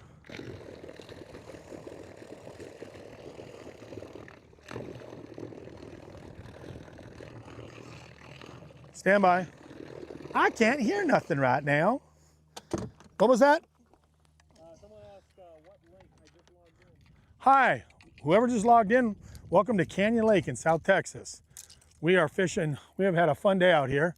South Texas Canyon Lake, full of grass. And one of our Jared and Wolf suggested I put the poles down. Power poles down so we don't drift any further. And what I'm doing is I got a hot mess right now with this thing. I'm throwing a lunker plunker because they suggested it. I've had 4 big bites on the lunker plunker. Caught a whole bunch of the little guys.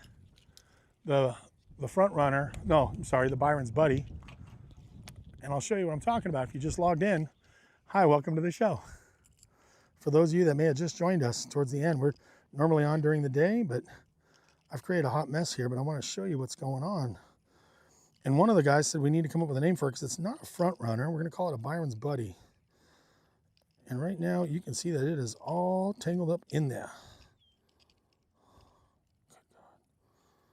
All right, it's getting there. It's almost done. Okay, now what this is a couple bobber stoppers. One of them is down here. So I pull the bobber stopper up, and I've been pulling it up so much that the lines, I throw a big heavy monofilament. I'm throwing a 20-pound XT so I can get away with it being as jacked as it is. But right now it's caught in the swivel.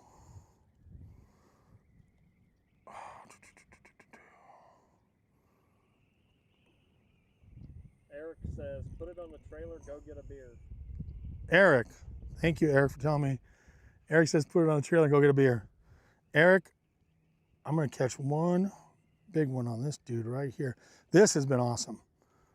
This has been awesome right here. And it's, for those of you that joined us, this right here, fronting the front. So what you have is you have this bait chasing this little guy right here, and a lot of the smaller fish are eating this, but boy, you get a double, you get some big doubles on that. If you get a big one eat this, chances are if there's one following it, he's gonna eat this because it's gonna be out in front.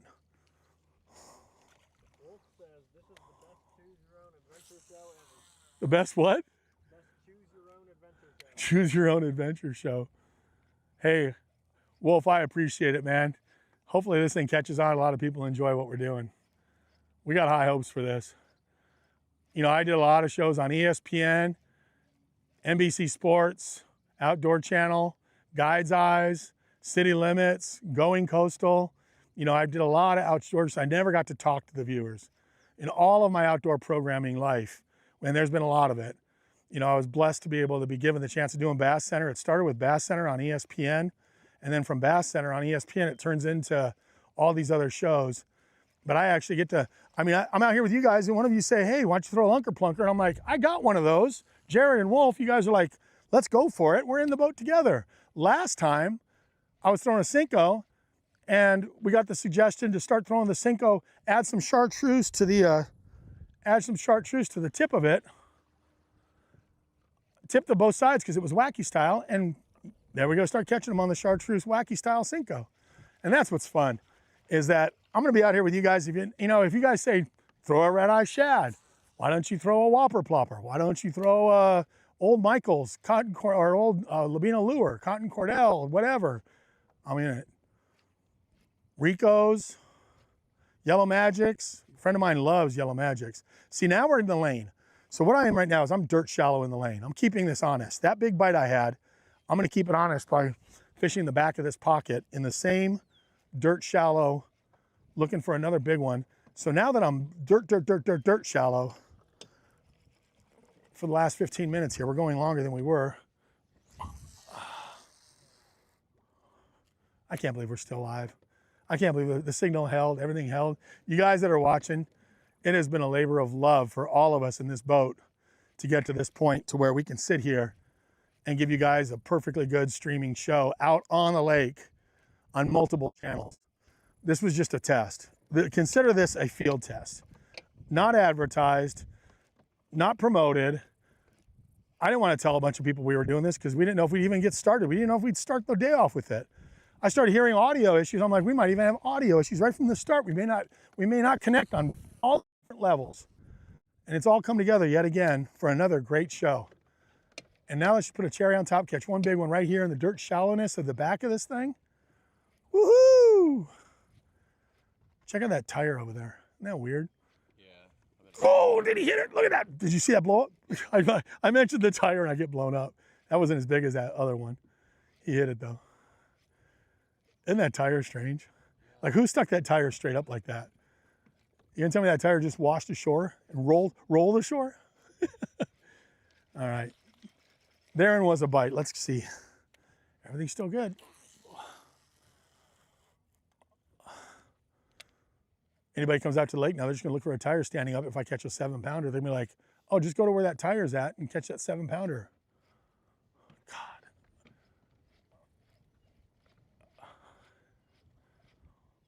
I want to sign off with a big one.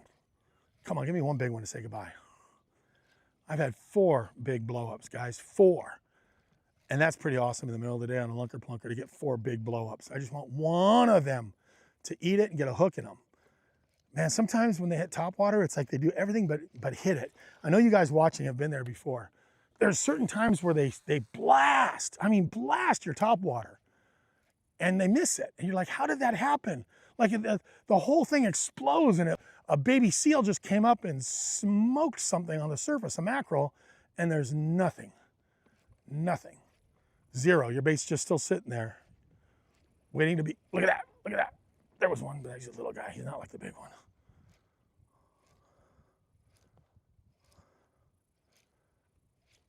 We have no electronics on, so we can fish it a lot closer now, because now these fish don't hear us. We have no electronics on. I have gotten blown up that close before. Nope.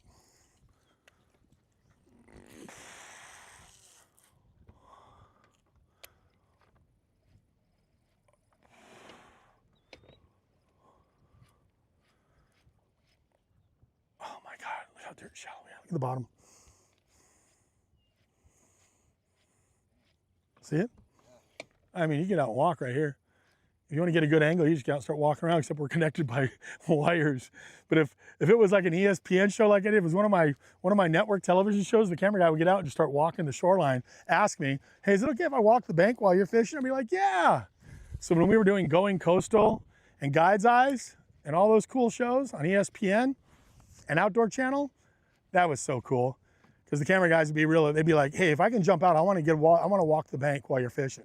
Yeah, go for it, do it. Yeah, that'd be great. We had some wonderful times, but what's cool about this is it's outdoor programming interactive. Now, instead of you guys just watching, you guys are in the boat with me. You guys can talk to me. I can talk to you. I can answer questions. We can share this together. We can come up with the name Byron's Buddy for a bait that I never had a name for until today. ERV asked, what's the water level in Canyon Lake? And throw that wacky Cinco back after a missed blow up. Oh yeah, you know I should do that. ERV's right. After that missed blow up, I should throw that wacky Cinco in there. And you're right, ER. Smart call. ER suggested I throw that wacky Cinco in there after that missed blow up, and I have it sitting on the deck, but I'm in just fired up mode. Canyon Lake, the water is low, but I don't know it's up enough that there's a couple ramps open.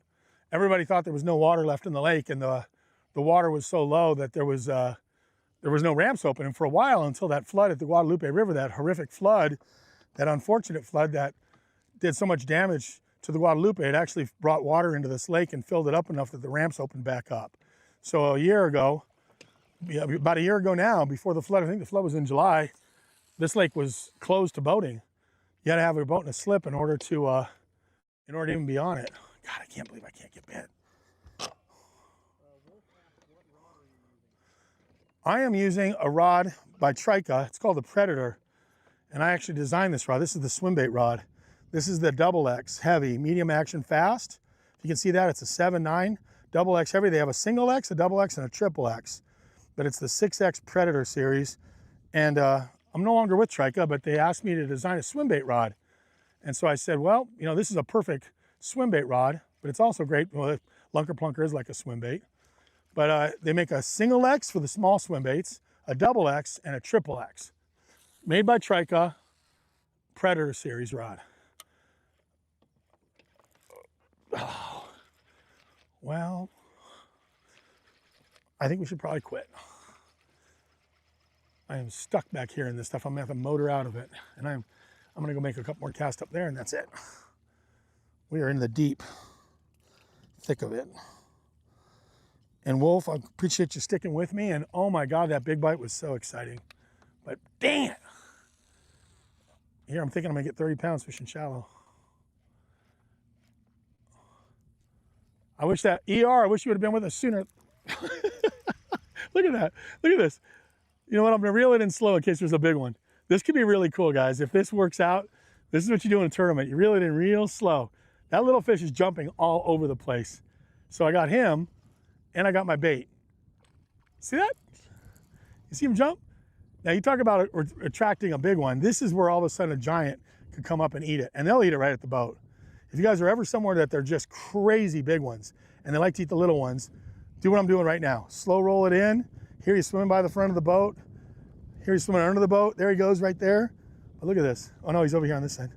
Here, he's right there, watch. So I just want to show people that. So here, if you're in a tournament, there is no rule about how long you reel in. If you do that right there, and there's big fish in the area, and they're eating little ones, you now have a really good chance of getting a big bite. And it's because of that right there. Look at that. I basically got two. I got my plunker, and I have one on the little Byron buddy right there. So that becomes an opportunity for a really big bite. And you got all these hooks there. So if a big one comes up and eats it, chances are you're gonna get it because you got a beefy rod, you got heavy line, and you got this. And there you go. And you guys, I've had so many of these today. If you just joined us, I've caught so many of these today that I kept the pliers up front. And it's an opportunity to get a big bite. Wolf says, can't believe you didn't call it Byron's buddy before. Never. Jared says, epic show, learned a ton. Can't believe you have an OG plunker. I know. Thanks, man. The original OG wood plunker. These things are worth hundreds and hundreds of dollars, and I'm throwing it today. That bait is $300 or $400 on eBay. I don't know how much. It's solid wood, and I'm gonna put this guy back. But this is matching the hatch right here. And the only reason this is happening is because of that rig. So every one of you, remember, bobber stoppers, swivel, hook, nail polish. Next time I do it, I'll come out and nail polish it. I want that whole thing to be silver and white, all of it. But that creates an opportunity for not just one, but two big bites. And to answer his question, let me put this power pole down. We're gonna close right now. I'm gonna say goodbye to you guys, so this will be the end. Also, ERV just says live bait. It is live bait. And so that's really what this is. This is an opportunity. In a tournament, you have an opportunity here. There's a couple reasons I do this. And again, we came up with this name today together on the live stream. This is the Byron's Buddy. Never had a name for this because this came out of necessity. At the US Open, I was getting these big smallmouth, and I'm talking 3, 4, 5 pound smallmouth. And they would bite the bait, they would bite the S bait here, and I had it on a swivel, but it was static. One would go this way, one would go that way, and they'd snap the line. So what I did was I was like, I gotta do something different. And I came up with this idea of doing a bobber stopper with a swivel And they've eaten all the feathers off of this one. I'm gonna have to put a new feather hook on there, but I want a full feather hook and this to all be white. But what happens is it's sliding down the line. So now you hook one, you got two things going on. You hook a big one here and it's gonna slide down. Another fish could eat this one. They'll be joined together. And I've noticed this because I've done it a lot. They stop fighting. Once they're side by side, you can reel them both in together. It's almost like when a bass is stuck in the grass, he quits fighting. They also quit fighting when they're side by side. So two things can happen. Hook a big fish on this, he's fighting, going around like crazy. Another one comes up and sees this and grabs it. Happens all the time. I know you guys have been fishing before where you got a big one on and there's a wolf pack and the other ones come up. Well, by offering them this as well, you get to offer them a chance to eat something else and get a double. Once you got a double, you don't want it to be static. You want this to sit there and slide down on itself, just like this. It's gonna slide down. Those two fish are gonna come together. And then if you have a net, if it's a net tournament, hopefully it is, you reel them up together and you net them together. And that's why today, those of us all together on the show, Byron's Buddy. The Bobber Stopper, Byron's Buddy, but it's a Bobber Stopper, Byron's Buddy is what we decided to name it today. I mean, I did this 2 years ago for the US Open, and I've never shown this before. This is the first day. It's only because Jared and Wolf, they said, hey, why don't you do a lunker plunker today? And as I was breaking out the plunker, I still had this attached. And I was like, oh, cool, I get to show this today on the live stream. Guys, when we started today, there was paint on this thing. Now it's black again. This thing had paint on it this morning or this afternoon. And it's been eaten so much today that it's gotten to the point where the paint has been, I mean, the paint's all but knocked off of it. There's just a little paint in the crevice now. But that's how many fish we caught today. And what's cool about that is it shows you that you're in a lively area. So it shows you got fish in the area, even small ones. If you pause this sinks down and little guys will come and grab it. So when you stop this thing, if you have a one to that ER's point, if you miss it, if one blows it up and you just let it sit there, like forget about a little Cinco, you got this little thing just dangling down there. A lot of times they'll come grab that too. Didn't happen today, but 4 big bites on this, lots of little fish on this. Byron's Buddy, and we're gonna close up. We're gonna be done. I'm gonna idle us out of here, but thank every one of you for joining us on the live stream. Like I said, this has been a really cool test, if you will. This was a field test. So these two guys right here are the geniuses behind why we're making this happen. And it's the man behind the Wizard of Oz over there, the man behind the curtain, which is the actual umbrella, keeping all the equipment cool, this guy behind the camera right here, and all of you. Thank every one of you for joining us. Please subscribe. Joe who? ERV, dude, ERV, join us again next Wednesday. Every one of you. Wolf, Jared, please join us again next Wednesday. Jared, if there was another Jared from Australia watching us 2 Wednesdays ago or last Wednesday, hopefully Jared from Australia jumps back in too. This Jared's from Lake of the Ozarks. Wolf is from Folsom area, right there around Folsom, and we're gonna see him at the iCast. But you guys, it's been a great show. Tell your friends about it. We'll see you next Wednesday. Please like, subscribe, comment, and if anybody wants to reach out to me at all, realbyronvelvick@gmail, REEL, realbyronvelvick@gmail, and I appreciate every one of you for joining us. So thank you for another trial error. A lot more to come. We're gonna give this a shot every Wednesday. Hopefully it catches on and hopefully people enjoy just spending a day in the boat. I got a lot more tricks like this to share with you guys. And every week I'll probably think of another one and give you guys something else juicy. And in the process, I will put some big ones in the boat. 4 shots at it today. 4 of them blasted this. And by the way, this will make you sick. Look at that. It's getting all that rash on there. It's getting beat up. And that's an original OG wood plunker. And I'll probably have to do a little doctor work to get all that white off of there. But guys, it's been fun. We're out. Thank you for joining.